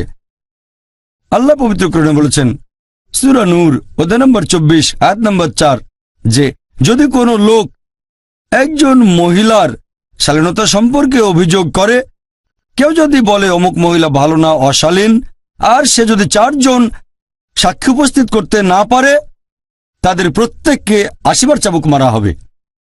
তার মানে যদি কেউ কোনো মহিলার নামে অপবাদ দেয়, এটা আমাদের সমাজে কমন। আপনি অপবাদ দিতে পারেন কারো মাকে, কারো বাবাকে, মেয়েকে বা বোনকে, তাতে কিছু হবে না। তবে ইসলামিক শরিয়ায় কেউ যদি কোনো মহিলার শালীনতা নিয়ে অপবাদ দেয় আর 4 জন সাক্ষী আনতে না পারে, শাস্তি পাবে 80টা চাবুক। আবার ধরেন 4 জন সাক্ষী আনলো, যদি কেউ তার মিথ্যা সাক্ষ্য দিয়ে ধরা পড়ে তাহলে সবাইকে 80 চাবুক মারা হবে। অনেকে বলবে 80 চাবুক, এটা বর্বরতা। কোনো মহিলার শালীনতা নিয়ে অপবাদ দেওয়াটা কি বর্বরতা নয়? তাহলে বর্বরতা জিনিসটা আপেক্ষিক। ইসলামিক শরিয়ার আইন, আল্লাহ সুবহানাহু ওয়া তাআলার আইন মহিলাদের রক্ষা করে, তাদের অবস্থানকে উপরে ওঠায়। পশ্চিমা কালচার এরকম না। সেখানে তারা পশ্চিমা সভ্যতার নামে, নারী স্বাধীনতার নামে তাদের উপরে তুলেছে বলে দাবি করে, আসলে তাদের নিচে নামিয়েছে। তাদের বানিয়েছে উপপত্নী, রক্ষিতা আর ভোগের বস্তু। এগুলো তারা লুকিয়ে রাখে আর্ট কালচারের রঙিন পর্দার পেছনে। পশ্চিমা সমাজ নারী স্বাধীনতার কথা বললেও আসলে তাদের নিচে নামিয়েছে। দাবি করে মহিলাদের উপরে তুলেছে, কিন্তু তাদের আরো নিচে নামিয়েছে। আর্ট এবং কালচারের নাম করে বিক্রি করে নিজের মেয়েকে, বিক্রি করছে নিজের মাকে। এ ব্যাপারে আমি একটা উদাহরণ দিয়েছিলাম যে BMW গাড়ির একটা অ্যাড একবার শুনেছিলাম, এটা খুব বিখ্যাত অ্যাড। একটা মেয়ে বিকিনি পরে দাঁড়িয়েছে BMW গাড়ির সামনে, এটা খুবই দামি একটা গাড়ি, আর উপরে লেখা এখনই চালিয়ে পরীক্ষা করে দেখুন। কাকে? গাড়িটাকে না মেয়েটাকে? এটা তারা কি করছে? তারা তো উন্নতির কথা বলে, সভ্যতা, আসলে বিক্রি করছে নিজের মাকে, বিক্রি করছে নিজের মেয়েকে, বিক্রি করছে স্ত্রীকে। ইসলাম ধর্মে আমরা মহিলাদের নিরাপত্তা দিই, তাদের ভালোবাসি, তাদের শ্রদ্ধা করি, তাদের সম্মান করি, তাদের বিক্রি করতে চাই না।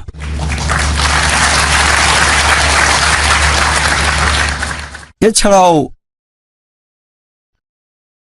অনেকে অভিযোগ করে যে ইসলাম ধর্মে উত্তরাধিকারের ক্ষেত্রে মহিলারা কেন অর্ধেক সম্পত্তি পায়। ইসলাম মহিলাদের নিচে নামিয়েছে, উত্তরাধিকার হিসেবে মহিলারা পুরুষের অর্ধেক সম্পত্তি পায়। ছেলে যা পাবে মেয়ে পাবে তার অর্ধেক। এই অবিচারের কারণ কি? পবিত্র কোরআন পড়লে দেখবেন উত্তরাধিকারের কথা অনেক জায়গায় বলা হয়েছে।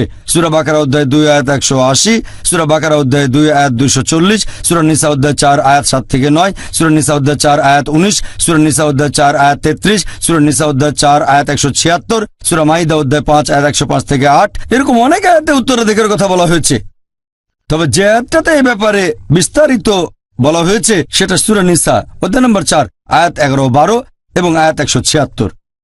আল্লাহ পবিত্র কোরআনে বলেছেন সূরা নিসা অধ্যায় 4 আয়াত 11, সন্তানের উত্তরাধিকারের কথা যদি বলা হয়, পুত্র এখানে কন্যার চেয়ে দ্বিগুণ অংশ পাবে। যদি শুধু কন্যা থাকে 2 বা ততোধিক তাহলে প্রত্যেকে পাবে 2/3। যদি মাত্র একজন কন্যা থাকে সে পাবে অর্ধেক। তারপর আয়াতটা বলছে তার পিতা মাতা দুজনেই পাবে 1/6 যদি সন্তান থাকে। কোনো সন্তান না থাকলে সেখানে মা পাবে 1/3। যে মারা গেছে তার যদি কোনো ভাই বোন না থাকে। এই হিসেবটা সব দেনা শোধ করার পর। পরের আয়াত সূরা নিসা অধ্যায় নম্বর 4 আয়াত নম্বর 12 বলছে যে তোমার স্ত্রী যদি কোনো সম্পদ রেখে যায় তুমি পাবে অর্ধেক যদি সন্তান না থাকে, আর 1/4 যদি সন্তান থাকে। তোমার স্ত্রীর জন্য সম্পদ রেখে গেলে যদি সন্তান না থাকে তাহলে স্ত্রী পাবে 1/4, আর যদি সন্তান থাকে স্ত্রী পাবে 1/8। মনে রাখতে কষ্ট হতে পারে, তাই বাসায় গিয়ে চেক করবেন সূরা নিসা অধ্যায় নম্বর 4 আয়াত নম্বর 11 ও 12। তবে সামগ্রিকভাবে আমি মানছি যে বেশিরভাগ ক্ষেত্রে মহিলারা পুরুষদের তুলনায় অর্ধেক সম্পত্তি পায়। অনেক সময় বাবা মা সমান অংশের সম্পত্তি পাবে যদি সন্তান না থাকে, তবে সামগ্রিকভাবে বেশিরভাগ ক্ষেত্রে মহিলারা অর্ধেক পায়। এরকম করার পেছনে যুক্তিটা কি? যুক্তিটা হচ্ছে যে ইসলাম ধর্মে মহিলারা পুরুষদের তুলনায় বেশি অর্থনৈতিক নিরাপত্তা পেয়ে থাকে। ইসলামে দায়িত্বটা থাকে তার বাবার অথবা তার ভাইয়ের সেই মহিলার বিয়ে হওয়ার আগে, এরপর দায়িত্ব সেই মহিলার স্বামীর অথবা ছেলের বিয়ে হওয়ার পরে, এরপর থাকা খাওয়া পোশাক পরিচ্ছদ সবকিছু তারা বহন করে। তাহলে এখানে অর্থ উপার্জন করার দায়িত্ব পুরুষদের উপর, মহিলাদের উপর না। এখন আল্লাহ সুবহানাহু ওয়া তাআলা যেহেতু পুরুষদের উপর অর্থনৈতিক দায়িত্ব দিয়েছেন আর আল্লাহ সুবিচার করেন, পবিত্র কোরআনে আছে সূরা নিসা অধ্যায় 4 আয়াত 40, আল্লাহ সুবহানাহু ওয়া তাআলা কারো উপর অনুপরিমাণও জুলুম করেন না। ধরেন একজন লোক মারা গেল, সে রেখে গেল 2 জন সন্তান, একটা ছেলে একটা মেয়ে। স্ত্রী আর অন্যান্য আত্মীয় স্বজনের অংশ দেওয়ার পর ধরেন 1,50,000 টাকা অবশিষ্ট আছে। ইসলামিক শরিয়া অনুযায়ী এক ছেলে আর এক মেয়ে অন্য সবার অংশ দেওয়ার পর 1.5 লক্ষ টাকা আছে। এখানে ছেলে পাবে 1 লক্ষ টাকা আর মেয়ে পাবে 50,000 টাকা। এখন আমি আপনাদের প্রশ্ন করি, কোনটা বেশি ভালো? যে 1 লক্ষ টাকার সম্পত্তি পেলেন আর হয়তো 90,000 টাকা খরচ করলেন পরিবারের পেছনে, কারণ ছেলে যদি 1 লক্ষ টাকা পায় এটা পরিবারের জন্য খরচ করতে হবে, নাকি এটা ভালো যে 50,000 পেলেন আর একটা পয়সা খরচ করলেন না আপনি? কারণ মেয়ে যে টাকা পাচ্ছে তা থেকে নিজের ভরণ পোষণের জন্য তাকে 1টা টাকাও খরচ করতে হবে না।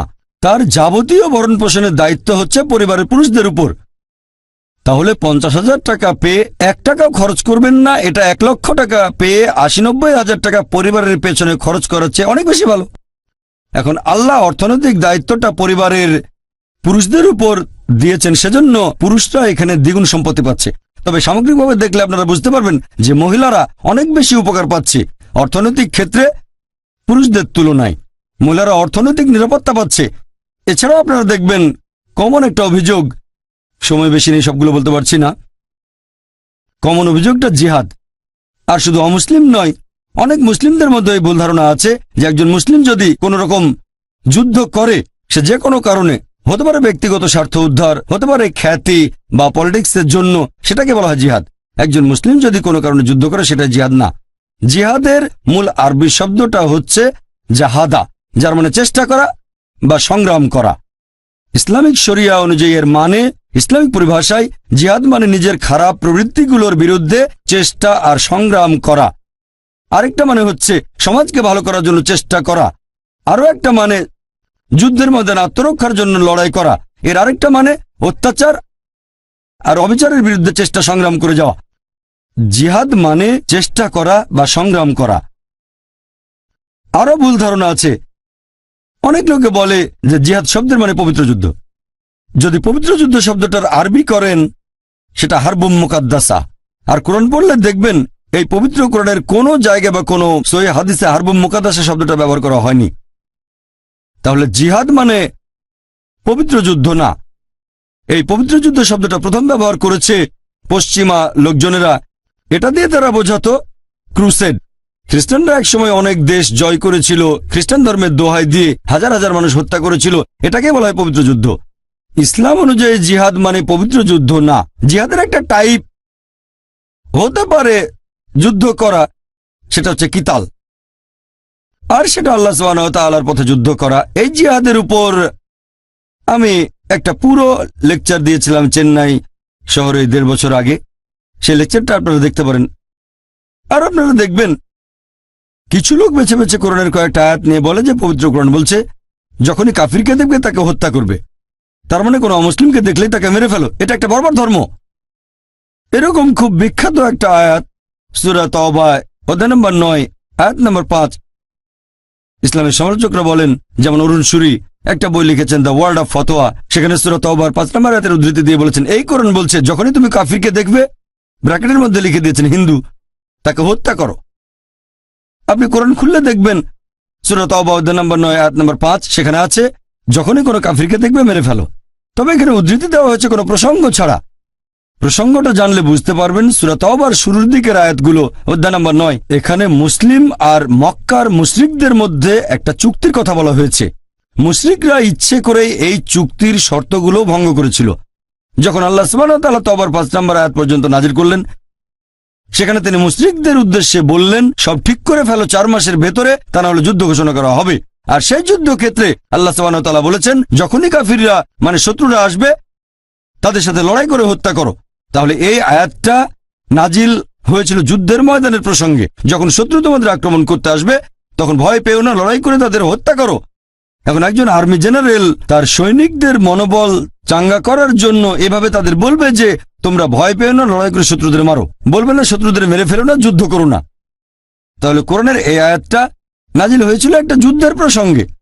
অরুণ সুরি এখানে 5 নম্বর আয়াত থেকে চলে গেছেন 7, কারণ সূরা তাওবা অধ্যায় 9 আয়াত 6 তার অভিযোগের উত্তরটা বলা আছে। 6 নম্বর আয়াত বলছে যদি তোমার শত্রুরা আশ্রয় চায়, যদি শান্তি চায়, শুধু শান্তি দিও না, তাদেরকে একটা নিরাপদ জায়গায় পৌঁছে দিয়ে এসো, যাতে করে তারা আল্লাহ সুবহানাহু ওয়া তাআলার বাণী শুনতে পারে। আজকের দিনের সবচেয়ে দয়ালু আর্মি জেনারেল হয়তো সৈন্যদের বলবে শত্রুদের ছেড়ে দাও, কিন্তু আল্লাহ বলেছেন শুধু শান্তি দেওয়াই নয়, নিরাপদ জায়গায় পৌঁছে দিয়ে এসো। আর এছাড়াও আপনারা দেখবেন পৃথিবীর সবগুলো প্রধান ধর্মের গ্রন্থ, সবগুলো প্রধান ধর্মগ্রন্থ, সেখানে সত্য আর মিথ্যার মধ্যে লড়াইয়ের কথা বলা হয়েছে। সবগুলো প্রধান ধর্মগ্রন্থ। বাইবেল পড়লে দেখবেন বুক অফ এক্সোডাস অধ্যায় নম্বর 32, এখানে লড়াইয়ের কথা আছে। তারপর বাইবেলে বুক অফ নাম্বারস অধ্যায় নম্বর 31 লড়াইয়ের কথা আছে। এরপর গসপেল অফ লুক অধ্যায় নম্বর 22, যীশুখ্রিস্ট তার নিজের মুখে বলেছেন তরবারি নিয়ে লড়াই করো। মহাভারতে একই কথা আছে, পুরো কাহিনীটা লড়াই আর যুদ্ধ নিয়ে। ভগবদ গীতায় শ্রীকৃষ্ণ উপদেশ দিচ্ছেন অর্জুনকে যুদ্ধ করার জন্য। অর্জুন বলছে ভগবদ গীতা অধ্যায় 1 অনুচ্ছেদ 43 থেকে 46, আমার জ্ঞাতি ভাইদের হত্যা করব কিভাবে? নিজের আত্মীয়ের সাথে যুদ্ধ করার বদলে আমি নিরস্ত্র অবস্থায় যুদ্ধক্ষেত্রে মারা যাব। তখন শ্রীকৃষ্ণ বললেন ভগবদ গীতা অধ্যায় নম্বর 2 অনুচ্ছেদ 2 ও 3 যে এরকম চিন্তা তোমার মাথায় আসলো কিভাবে যে যুদ্ধ করতে চাচ্ছ না? তুমি এমন নপুংসক হলে কবে? ভগবদ গীতা অধ্যায় নম্বর 2 অনুচ্ছেদ 31, 32, 33 বলছে যে তুমি একজন ক্ষত্রিয়, তুমি যুদ্ধ করবে, কেবলমাত্র যুদ্ধ করলে স্বর্গে যেতে পারবে। যখন কোনো হিন্দুকে ভগবদ গীতার এই কথাগুলো বলি, সে বলে না, এটা তো মিথ্যার বিরুদ্ধে সত্যের যুদ্ধ। আমি বলি কোরআনও তাই বলছে, মিথ্যার বিরুদ্ধে সত্যের যুদ্ধ। যখন ভগবদ গীতা দিয়ে উদাহরণ দেয় তখন হিন্দুরা বুঝতে পারে আর বলে যে কোরআনে কোনো সমস্যা নেই। একজন খ্রিস্টানকে বাইবেলের উদাহরণগুলো বলবেন আর হিন্দুকে উদাহরণ দেবেন তাদের ধর্মগ্রন্থ থেকেই, সাদৃশ্যগুলো দেখাবেন। আর আপনারা দেখবেন প্রত্যেক দেশের একটা আইন আছে। ভারতে এরকম আইন আছে, এখানে চুরি করা নিষিদ্ধ, আইন এটার অনুমতি দেয় না। ভারতে ধর্ষণ করা নিষিদ্ধ, তারপরও মানুষ চুরি করে, তারপর ধর্ষণ করে। তাই আইন প্রয়োগ করতে এখানে পুলিশ বাহিনী আছে। পুলিশ বাহিনী রাখা হয় এজন্য যাতে অপরাধীকে শাস্তি দেওয়া যায়। তারপর আছে মিলিটারি, শত্রু আক্রমণ করলে যুদ্ধ করবে। সব দেশেরই মিলিটারি বাহিনী আছে, পুলিশ বাহিনী আছে। একইভাবে পবিত্র কোরআন মুসলিমদের বলছে শত্রু এলে তোমরা প্রস্তুত থাকবে আর যুদ্ধ করবে। তাহলে পৃথিবীর প্রত্যেকটা দেশের একটা মিলিটারি বাহিনী আছে, পুলিশ বাহিনী আছে। আর কোরআন মুসলিমদের বলছে যে তোমাদের দেশে এরকম একটা বাহিনী থাকবে যারা শত্রুদের সাথে লড়াই করবে, যুদ্ধ করবে। তাহলে কোরআনের কথা সমস্যাটা কি? আমাদের বুঝতে হবে যে ইসলামিক শরিয়া এটা পারফেক্ট। আর যদি খলিফা এরকম আদেশ দেন, তিনি যদি বলেন তোমরা যুদ্ধ করো, আর যদি বলেন সবাই যুদ্ধ করবে, তাহলে সবাইকে আসতে হবে, হোক সে একজন ডাক্তার অথবা ইঞ্জিনিয়ার। এটাই হলো জিহাদ, চেষ্টা করা। এখানে কোনো অপশন নেই। ভারতে এই আইনটা প্রচলিত না। মানুষ অভিযোগ করে যে ইসলাম ধর্মে তারা কেন অমুসলিমদের কাছ থেকে জিজিয়া কর নেয়। ইসলামিক শরিয়া অনুযায়ী অমুসলিমদেরও কিছু অধিকার আছে, এর উপর একটা লেকচার দেওয়া যায়। আমি প্রতি মাসে একটা আর্টিকেল লিখি সৌদি আরবের একটা হজ ম্যাগাজিনে, ইসলামিক শরিয়া অনুযায়ী অমুসলিমদের অধিকার। সময় কম, তাই ব্যাপারটা নিয়ে বিস্তারিত বলতে পারবো না। তবে এখানে জিজিয়া কর সম্পর্কে বলছি যে ইসলাম অমুসলিমদের কেন জিজিয়া কর দিতে বলছে। জিজিয়া করের পটভূমিটা যদি জানেন যে কেন নেওয়া হয়, তাহলে এর প্রশংসা করবেন। জিজিয়া হচ্ছে একটা ট্যাক্স, নেওয়া হচ্ছে অমুসলিমদের কাছ থেকে যারা মেনে নিচ্ছে যে মুসলিমরা হলো সেই এলাকার শাসক, মুসলিমদের আইন মানছে। আর জিজিয়া কর যে কারণে নেওয়া হচ্ছে, ইসলামিক কোনো একটা দেশে যদি আপনি মুসলিম হন আর যদি খলিফা বলেন জিহাদে অংশ নিতে হবে অথবা মিথ্যের বিরুদ্ধে কোনো যুদ্ধে অংশ নিতে হবে, তাহলে সেটা আবশ্যিক, আর কোনো অপশন নেই। হতে পারেন আপনি ডাক্তার, ইঞ্জিনিয়ার অথবা আইনজীবী। অমুসলিমরা এই জিজিয়া কর দিলে ইসলামিক রাষ্ট্র তাকে নিরাপত্তা দেবে। আর এই জিজিয়া কর কত হবে? হয়তো কয়েকশো টাকা, সামান্য। আর ইসলামিক রাষ্ট্র তাদের নিরাপত্তা দেবে, কেউ আক্রমণ করলে তাদের রক্ষা করবে। অমুসলিমদের অংশ নিতে হবে না সেখানে। কেউ যদি অপশন দেয় যে শত্রু আক্রমণ করলে আপনাকে যুদ্ধ করতে হবে অথবা 100 টাকা ট্যাক্স দিয়ে ঘরে বসে থাকবেন, শান্তিতে নিরাপত্তা পাবেন, আমি দ্বিতীয়টা বেছে নেব। মাত্র 100 টাকা ট্যাক্স দিয়ে ঘরের মধ্যে শান্তিতে বসে থাকবো, কোনো ভয় নেই, রাষ্ট্র আমাকে নিরাপত্তা দেবে। তাহলে জিজিয়া কর দেওয়া হচ্ছে এজন্য যে অমুসলিমরা রাষ্ট্রের কাছ থেকে নিরাপত্তা পাবে, সরকার তাদের রক্ষা করবে।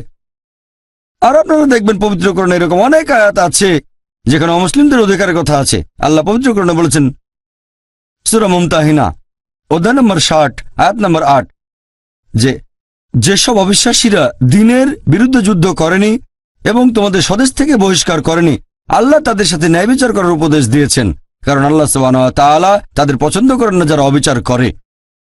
তবে সেই অবিশ্বাসীরা যারা দ্বীনের বিরুদ্ধে যুদ্ধ করে, আয়াত নম্বর 9 সূরা মুমতাহিনা অধ্যায় নম্বর 60, যেসব অবিশ্বাসীরা দ্বীনের বিরুদ্ধে যুদ্ধ করে, তোমাদের স্বদেশ থেকে বহিষ্কার করে, আল্লাহ নিষেধ করেছেন তাদের তোমরা নিরাপত্তা দিও না। তাহলে যে অমুসলিম দ্বীনের বিরুদ্ধে যুদ্ধ করে না, আপনাদের স্বদেশ থেকে তাড়িয়ে দেয় না, তাদের সাথে সুবিচার করতে হবে। আর অমুসলিমদের জন্য বেশ কিছু নিয়মকানুন আছে। এ হলো সম্পূর্ণ ইসলামিক শরিয়া। যদি কোনো মুসলিম নিরীহ অমুসলিমের ক্ষতি করে, তাহলে সে মুসলিম শাস্তি পাবে। একজন মুসলিম যদি কোনো অমুসলিমের বাসায় চুরি করে, 1 কেজি স্বর্ণ, তার হাত কেটে ফেলা হবে। এটাই সুবিচার। আপনারা দেখবেন যে ইসলামিক শরিয়া বর্বর আইন না, এটা পারফেক্ট। এছাড়াও শরিয়া আমাদের নির্দেশ দেয় যে কোন ভালো কাজ করতে হবে, চুরি করব না, ধর্ষণ করব না ইত্যাদি। কিন্তু সবাই তো সেটা মেনে চলবে না, তাদের জন্য শাস্তির ব্যবস্থা আছে। তবে ইসলামিক শরিয়া এর মধ্যে ইসলাম ধর্মের একটা স্তম্ভও আছে। ইসলামের 5 নম্বর স্তম্ভ পরকালের জীবন। আল্লাহ পবিত্র কোরআনে বলেছেন সূরা মুলক অধ্যায় নম্বর 67 আয়াত নম্বর 2, আল্লাযী খালাকাল মাউতা ওয়াল হায়াতা। আল্লাহ তাআলা সৃষ্টি করেছেন জীবন ও মৃত্যু পরীক্ষার জন্য কে তোমাদের মধ্যে কর্মোত্তম। এই জীবন পরকালের জন্য একটা পরীক্ষা। আর পরকালের জীবনে বিশ্বাস ঈমানের ক্ষেত্রে বাধ্যতামূলক, এছাড়া ঈমান পূর্ণ হবে না। কেন? অনেক মানুষ এভাবে বলে মৃত্যুর পরের জীবন এটা অযৌক্তিক। অনেকে পরকালের জীবনে বিশ্বাস করে না, সর্বশক্তিমান আল্লাহকেও বিশ্বাস করে না। তাকে যুক্তি দিয়ে বোঝাবো কিভাবে? এখানে যুক্তিটা হচ্ছে, একটা লেকচার দিয়েছিলাম কোরআন এন্ড মডার্ন সায়েন্স। সেখানে বলেছিলাম পবিত্র কোরআনে 6000-এর বেশি আয়াত আছে, আর তার মধ্যে প্রায় 1000 খানেক আয়াত বলছে বিজ্ঞান সম্পর্কে। আর যেসব আয়াতগুলো বিজ্ঞান সম্পর্কে বলছে আনুমানিকভাবে তার মধ্যে 80% আয়াত এখনকার বিজ্ঞান আমাদের বলছে এগুলো 100% সঠিক। কারণ বিজ্ঞান এখন অনেক এগিয়ে গেছে গত কয়েকশো বছরের মধ্যে। এখনকার বিজ্ঞান বলছে কোরআনের যে আয়াতগুলো বিজ্ঞান সম্পর্কে বলছে তার আনুমানিক 80% একেবারে 100% সঠিক। বাকি 20% আয়াত সম্পর্কে এখনো জানতে পারিনি। তার মধ্যে একটা হচ্ছে পরকালের জীবন। বিজ্ঞান এখনো অতটা উন্নত হয়নি যে পরকালের জীবনকে প্রমাণ করে দেখাবে। বিজ্ঞান এখনো বেহেশত দোজখ প্রমাণ করতে পারেনি, জিনের অস্তিত্ব প্রমাণ করতে পারেনি। এরকম 20% আয়াত এখনো প্রমাণিত হয়নি পবিত্র কোরআনের আয়াত। তাহলে কি অন্ধভাবে পরকালের জীবনে বিশ্বাস করছি? আমি বলবো এটা লজিক্যাল বিশ্বাস। আমার যুক্তি বলছে পবিত্র কোরআনে যে আয়াতগুলো বিজ্ঞান সম্পর্কে বলছে সেগুলো 100% সঠিক। 20%-এর ব্যাপারে জানা যায়নি সঠিক না বেঠিকও না। আমার যুক্তি বলছে যে ইনশাআল্লাহ এই 20%ও সঠিক হবে। এটাই লজিক্যাল বিশ্বাস। এই 20%-এর মধ্যে একটা হচ্ছে পরকালের জীবন। এখন একজন মানুষকে এই পরকালের জীবন সম্পর্কে কিভাবে বোঝাতে পারি? ধরেন একজন লোক পরকালের জীবনে বিশ্বাস করে না আর সর্বশক্তিমান আল্লাহকেও বিশ্বাস করে না। এখন তাকে বোঝাবো কিভাবে? আমি আপনাদের একটা প্রশ্ন করি যে চুরি করা ভালো না খারাপ? চুরি করা ভালো না খারাপ? খারাপ। সবাই বলবে খারাপ। ধর্ষণ করা ভালো না খারাপ? কে বলবে এটা ভালো? কেউ না। 4000 মানুষের কেউ বলছে না যে চুরি করা ভালো বা ধর্ষণ করা ভালো। সবাই একমত। আচ্ছা, এবার একটা উদাহরণ দেই। ধরেন আমি একজন স্মাগলার। ধরে নেন আমি স্মাগলার, অনেক ক্ষমতাবান স্মাগলার, আর আমি চোর, পৃথিবীর মধ্যে 1 নাম্বার, সবার সেরা। আর ধরেন আপনারা কেউ পরকালের জীবনে বিশ্বাস করেন না, আল্লাহকে বিশ্বাস করেন না। তাহলে আপনারা আল্লাহকে বিশ্বাস করেন না, পরকালের জীবনে বিশ্বাস করেন না, আর আমি একজন স্মাগলার, সেরা স্মাগলার, খুব বুদ্ধিমান, সবসময় যুক্তি খাটিয়ে কাজ করি। আমি আপনাদের বলছি যে চুরি করা ভালো। আমি বলছি চুরি করা ভালো। আমি সবসময় যুক্তি মেনে চলি, সবসময় বিজ্ঞান মেনে চলি। আমি আপনাদের প্রশ্ন করছি, একটু আগে আপনারা সবাই বললেন যে চুরি করা খারাপ, চুরি করা খারাপ। এখন আপনারা অন্তত একটা লজিক্যাল কারণ আমাকে দেখান যে চুরি করা কেন খারাপ আর আমি কেন বন্ধ করব। আমি খুব লজিক্যাল মানুষ, আমি অনেক বুদ্ধিমান, আমি বিজ্ঞান মেনে চলি। এখন আমাকে অন্তত একটা বৈজ্ঞানিক কারণ দেখান যে চুরি করা খারাপ কেন, তাহলে আমি চুরি করা বন্ধ করব। কেউ কেউ আমাকে মাত্র একটা কারণে দেখাতে পারবেন? অন্যের অধিকার কেড়ে নিচ্ছেন। আপনি অন্যের অধিকার কেড়ে নিচ্ছেন। মেনে নিলাম যে আমি অন্যের অধিকার কেড়ে নিচ্ছি। আমি হয়তো কারো 1000 টাকা চুরি করছি, তার অধিকার কেড়ে নিচ্ছি। এটা তার জন্য খারাপ, আমার জন্য না। আমি বলছি যুক্তি দিয়ে বোঝান যে এটা আমার জন্য খারাপ কেন। যদি কারো কাছ থেকে 1000 টাকা চুরি করি তাহলে ভালো হোটেলে খাওয়া দাওয়া করতে পারবো, 5 স্টার হোটেলে যেতে পারবো, সিনেমা দেখবো, এতে আমার উপকার হবে। আপনারা আমাকে যুক্তি দেখান যে এটা আমার জন্য কেন খারাপ হবে। যার চুরি যাচ্ছে তার জন্য এটা খারাপ। পুলিশ শাস্তি দেবে। আরেক ভাই বললেন পুলিশ আমাকে শাস্তি দিতে পারে, পুলিশ আমাকে অ্যারেস্ট করবে। ভাই, পুলিশ তো আমার পকেটে আছে, মন্ত্রী মিনিস্টার আমার পকেটে। বলছি তো আমি হচ্ছি সেরা স্মাগলার, পৃথিবীর মধ্যে 1 নাম্বার। আপনি ছোটখাটো চোর, তাই চুরি করলে ধরা পড়ে যাবেন। আমি হচ্ছি সেরা চোর, মাফিয়ার নাম শুনেছেন?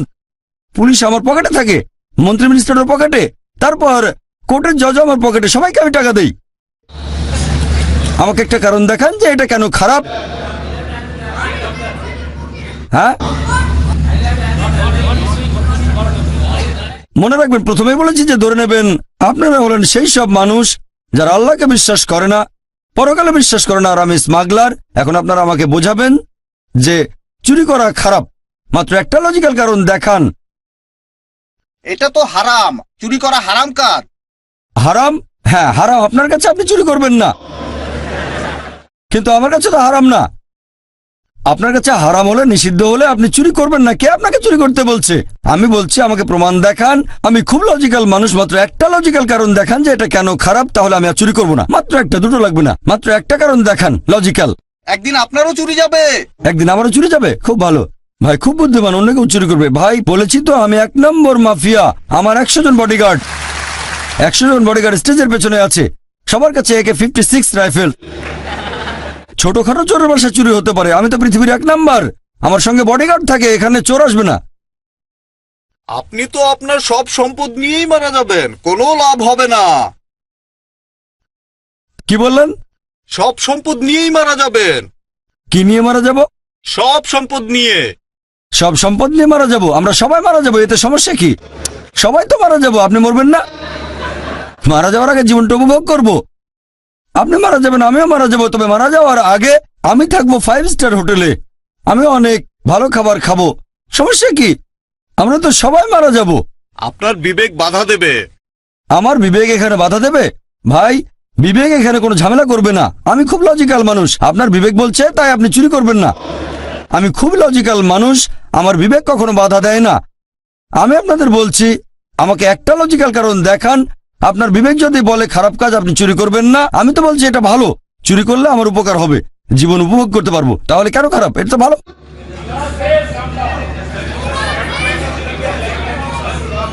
আমি একটু বলবো। সরি? সহজে টাকা পেয়ে যাচ্ছেন, এটা কি ভালো? কোনটা ভালো?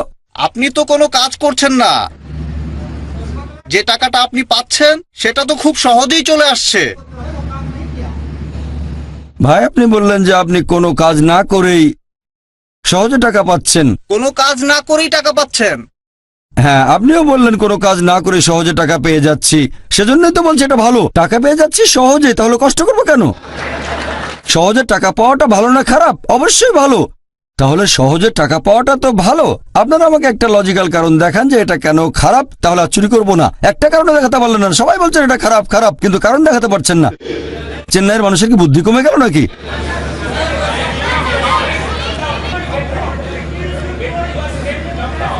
সরি ভাই, আমি শুনতে পাচ্ছি না।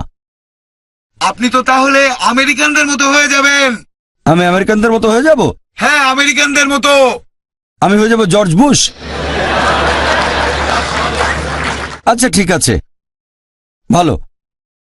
আপনাদের উত্তর দেওয়ার সময় শেষ। মানুষের জিনিস চুরি করেন, তাহলে একদিন আপনার জিনিসও চুরি যাবে। ভাই বলেন আমি চুরি করলে আমারও চুরি যাবে। আমি তো বলেছি আমার বডিগার্ড আছে, কথাটা শোনেননি? আমার বডিগার্ড আছে, কেউ চুরি করতে পারবে না। আপনাদের উত্তর দেওয়ার সময় শেষ, এবার টেবিলটা উল্টে দিতে হবে। আপনার কাজটা ঠিক না, কারণ আপনি চুরি করছেন, স্মাগলিং। এতে করে সমাজের আচ্ছা ঠিক অনেক আছে, ক্ষতি আপনাদের হচ্ছে। উত্তর দেওয়ার সময় শেষ। অনেক শত্রু তৈরি হবে। আমার শত্রু থাকলে সমস্যা নেই, আমার কেউ ক্ষতি করবে না, আমার আছে বডিগার্ড। আপনাদের উত্তর দেওয়ার সময় শেষ, এবার আমি উত্তরটা বলছি। আপনাদের উত্তরটা বলছি। আমি আগে বলেছিলাম এটা একটা উদাহরণ। ধরেন একজন লোক আপনার কাছে এসে জিজ্ঞেস করলো যে কিভাবে প্রমাণ করবেন ইসলামিক শরিয়া নিখুঁত। এই প্রশ্নটা যদি করা হয়, তাহলে এবার টেবিলটা উল্টে দেন। টেবিলটা উল্টে দেন। ধরেন আপনি স্মাগলার, উদাহরণ দিচ্ছি, এটা ধরে নেন আপনি পৃথিবীর 1 নাম্বার স্মাগলার, আর আমি একজন মুসলিম। আপনাকে বোঝানোর চেষ্টা করছি। আপনি স্মাগলার, আমাকে বললেন প্রমাণ করে দেখান যে চুরি করা খারাপ। বললাম পুলিশ অ্যারেস্ট করবে, আপনি বললেন পুলিশ আমার পকেটে। তারপর বললাম এতে অন্যের ক্ষতি হচ্ছে, আপনি বললেন তাতে আমার কিছু যায় আসে না। বললাম বিবেক দংশন করবে, বললেন আমার বিবেকই নেই, দংশন করবে কে আমাকে? তারপর আমি বললাম আপনার থেকে কেউ চুরি করে নেবে, আপনি বললেন আমার বডিগার্ড আছে। মুসলিম হিসেবে আমি যেটা করব, এইসব কথা বলার পাশাপাশি সেটা আমি আল্লাহ সুবহানাহু ওয়া তাআলার অস্তিত্বকে প্রমাণ করব। যে লোকটা পৃথিবীর মধ্যে 1 নম্বর মাফিয়া, স্মাগলার অথবা চোর, তার কাছে বস্তুবাদী সবার আগে, নিজেকে সে ক্ষমতাবান মনে করে থাকে, খুব ক্ষমতাবান সে। প্রথমে আমি তার সামনে আল্লাহ তাআলার অস্তিত্ব প্রমাণ করে দেখাবো। এটা করেছি একটা লেকচারে, is the Quran God's word. এখন যদি কেউ এই লেকচারটা is the Quran God's word খোলা মন নিয়ে দেখেন, তাহলে আপনিও মানবেন যে সবচেয়ে ক্ষমতাবান আল্লাহ সুবহানাহু ওয়া তাআলা, সর্বশক্তিমান ঈশ্বর। তার সামনে প্রমাণ করে দেখাবো সে সর্বশক্তিমান নয়, সর্বশক্তিমান আল্লাহ সুবহানাহু ওয়া তাআলা, প্রমাণ করব পবিত্র কোরআন আর বিজ্ঞান দিয়ে। 1 নম্বর পয়েন্ট। 2 নম্বর পয়েন্ট, সে তখন বলবে আচ্ছা আমি মেনে নিলাম যে ঈশ্বর সর্বশক্তিমান, কিন্তু তিনি কোন টাইপের ঈশ্বর? আমার তো কিছু হচ্ছে না। হ্যাঁ, কথাটা ঠিক। এরকম অনেক দৃষ্টান্ত দেখবেন, অনেকে স্মাগলার চুরি করে কিন্তু তাদের কিছুই হচ্ছে না। কে ঠিক বলেছি? অনেকে আছে এরকম, হাজার হাজার চোর আছে, অনেকে বড় বড় অপরাধী, তারা খুব আরামের সাথে জীবন কাটায়, তাদের কিছুই হচ্ছে না, স্বাভাবিকভাবে মারা যাচ্ছে। হ্যাঁ, কেউ হয়তো খুন হয়, কেউ বা অ্যারেস্ট হয়, তবে অনেকেই জীবনটাকে উপভোগ করে মারা যায়, স্বাভাবিকভাবে মারা যায়। এখন সে প্রশ্ন করবে, ঈশ্বর যদি এমন মহান হন তাহলে শাস্তি দিচ্ছেন না কেন? এটা আবার কোন ধরনের সুবিচার? আল্লাহ পবিত্র কোরআনে বলেছেন, সূরা নিসা অধ্যায় নম্বর 4 আয়াত নম্বর 40, আল্লাহ সুবহানাহু ওয়া তাআলা কারো প্রতি অনুপরিমাণও জুলুম করেন না, তিনি কারোর সাথে অবিচার করেন না। আর আপনি যদি কাউকে জিজ্ঞেস করেন, সে জানে যে সবার উপরে সে নয়, প্রমাণ করেছেন সে সবার উপরে না, তখন যদি অবিচার করা হয় অন্য কারোর সাথে, সে কিছু বলবে না। তবে কেউ চায় না নিজের প্রতি অবিচার হোক। একজন লোক অন্য কারো মা বা স্ত্রীকে ধর্ষণ করলো, তাকে মৃত্যুদণ্ড দিলে আপনারা বলবেন বর্বর আইন। যদি ধর্ষণ করা হয় আপনার মাকে, তখন মনে হবে যে মৃত্যুদণ্ড সবচেয়ে ভালো। অবিচার যদি হয় আপনার সাথে, তখন বুঝতে পারবেন যে সুবিচার করতে হবে। সবাই এখানে একমত হবেন যে অবশ্যই সুবিচার করতে হবে। এখন প্রশ্ন হচ্ছে, এই পৃথিবীতে আমরা সুবিচার করব কিভাবে? সবাই তো সুবিচার পাবে না। যেমন ধরেন, আপনি এটা জানেন যে হিটলার 60 লক্ষ ইহুদিকে হত্যা করেছিল। কতজন? 60 লক্ষ ইহুদি। ধরেন আপনি আজকে হিটলারকে ধরলেন, তাকে এখন কি শাস্তি দেবেন? কি শাস্তি দেবেন? ম্যাক্সিমাম তাকেও গ্যাস চেম্বারে পাঠিয়ে দেবেন। তাতে মাত্র একটা জীবনের ক্ষতিপূরণ হবে, বাকি 59,99,999 জন ইহুদি ছিল, তাদের ব্যাপারে কি হবে? তারা সুবিচার পাবে না? এটা আবার কোন ধরনের আইন? একে সুবিচার বলবেন? আল্লাহ পবিত্র কোরআনে বলেছেন, সূরা আলে ইমরান অধ্যায় নম্বর 3 আয়াত নম্বর 185, যে कुल्लु नफ्सिन जायकातुल मौत। জীব মাত্রই মৃত্যুর স্বাদ গ্রহণ করবে, আর চূড়ান্ত বিচার হবে রোজ কিয়ামতের দিনে। আর যাকে দোজখের আগুন থেকে দূরে রাখা হবে, বেহেশতে নেওয়া হবে, সে পৃথিবীর উদ্দেশ্য অর্জনে সফল কাম। কারণ এই পার্থিব জীবন এটা ছলনাময় ভোগবিলাসিতা ব্যতীত আর কিছুই নয়। তাহলে চূড়ান্ত হিসাব কিতাব, চূড়ান্ত বিচার সেটা হবে রোজ কিয়ামতের দিনে। সেটাই হচ্ছে চূড়ান্ত হিসাব কিতাব। তাহলে যেভাবে একজন মাফিয়াকে বাধা দেবেন, কেউ তার ক্ষতি করতে পারবে না, মন্ত্রী মিনিস্টার পকেটে, জজ তার পকেটে, পুলিশ তার পকেটে, সেটা হচ্ছে আখিরাতের জীবনের শাস্তি। এটা দিয়ে ইসলামিক শরিয়া সম্পূর্ণ হয়, পরকালের জীবনে বিশ্বাস। তাহলে শরিয়ার লেভেল 3টা। 1 নম্বর হচ্ছে যে সাধারণ কিছু আইন, চুরি করো না, ধর্ষণ করো না। 2 নম্বর, চুরি অথবা ধর্ষণ করলে শাস্তি পেতে পারেন। 3 নম্বর, যেসব লোক আইন মেনে চলতে চায় না তারা ধরা পড়লে শাস্তি পাবে। তবে সব জায়গায় তো ইসলামিক শরিয়া নেই। আমেরিকা ইসলামিক শরিয়া প্রচলিত না, ভারতে ইসলামিক শরিয়া নেই, তাহলে পৃথিবীতে কোনো শাস্তি পাচ্ছে না। তারা আসলে শাস্তিগুলো পাবে আখিরাতে। আর আল্লাহ সুবহানাহু ওয়া তাআলা যদি আখিরাতে হিটলারকে শাস্তি দিতে চান, আল্লাহ পবিত্র কোরআনে বলেছেন, সূরা নিসা অধ্যায় নম্বর 4 আয়াত নম্বর 56, যারা আমার আয়াত প্রত্যাখ্যান করে তাদের দোজখের আগুনে দগ্ধ করব, আর তাদের চামড়া যখন পুরোপুরি দগ্ধ হয়ে যাবে সেখানে নতুন চামড়া দেওয়া হবে যাতে তারা ব্যথা অনুভব করতে পারে। এখনকার বিজ্ঞান জানতে পেরেছে আমাদের চামড়ার নিচে পেইন রিসেপ্টর থাকে। তাহলে আল্লাহ সুবহানাহু ওয়া তাআলা যদি হিটলারকে পোড়াতে চান 60 লক্ষ বার, তিনি তা পারেন। 1,20,00,000 বার করতে পারেন। সেটাই পৃথিবীতে করবেন না। তাহলে চূড়ান্ত বিচার হবে আখিরাতে, এখানে শাস্তির অংশবিশেষ পেতে পারেন। তবে আসল হিসাব কিতাব, একেবারে চূড়ান্ত বিচার হবে রোজ কিয়ামতের দিনে। আর আল্লাহ সুবহানাহু ওয়া তাআলা হলেন মালিক ইয়াউমিদ্দিন, তিনি কর্মফল দিবসের মালিক। তাহলে চূড়ান্ত শরিয়া আর ইসলামিক আইন তখনই বুঝতে পারবেন যদি বিশ্বাস করেন আখিরাতে। যদি আখিরাতে বিশ্বাস না করেন তাহলে চুরি করাকে খারাপ বলবেন না, ধর্ষণকে খারাপ বলবেন না, এই সব কিছুকে তখনই খারাপ বলতে পারবেন যদি পরকালের জীবন থাকে। তাহলে এই হলো পরিপূর্ণ শরিয়া। আমি একটা উদাহরণের কথা বলে আমার লেকচার শেষ করব। যখনই আপনি শরিয়াকে বিচার করতে যাবেন, বিশুদ্ধ উৎস দিয়ে বিচার করবেন, মানে পবিত্র কোরআন আর আমাদের নবীর সুন্নত অর্থাৎ সহিহ হাদিস। এখানে একজন মুসলিমের কাজ বা মুসলিম সমাজের কাজ দেখব না, কারণ মিডিয়া এখন যেটা করে তারা সমাজের কিছু কুলাঙ্গারকে বেছে নেয়, কুলাঙ্গার কিছু লোককে তুলে ধরে প্রচার করে এরাই সেই লোকগুলো, এরাই হচ্ছে আদর্শ মুসলিম, মুসলিমদের দৃষ্টান্ত। আপনার মিডিয়ায় দেখবেন খবরের কাগজে এভাবে লেখা হবে, যদি 50 বছরের মুসলিম পুরুষ 16 বছরের মেয়েকে বিয়ে করে, এরকম কোনো খবর থাকলে সেটা আসবে একেবারে হেডলাইনে। 50 বছরের মুসলিম পুরুষ 16 বছরের মেয়েকে বিয়ে করেছে, হেডলাইন। যদি 50 বছরের একজন অমুসলিম 6 বছরের একটা মেয়েকে ধর্ষণ করে, সেটা হবে ছোট করে খবর। এক পাশে মিডিয়া এটা করছে। আমি জানি প্রত্যেক সম্প্রদায়ের ভেতরেই কিছু কুলাঙ্গার থাকে। কিছু লোক নিজেদের মুসলিম বলে কিন্তু শরিয়া মেনে চলে না। ইসলাম বলছে মদ পান করো না, মাদকদ্রব্য নিও না। এরকম অনেক মুসলিম আছে যারা এসব কাজে অমুসলিমদের চেয়েও পাকা। আমি এটা জানি। এরা হচ্ছে কুলাঙ্গার। প্রত্যেক সম্প্রদায়ে কিছু কুলাঙ্গার থাকে।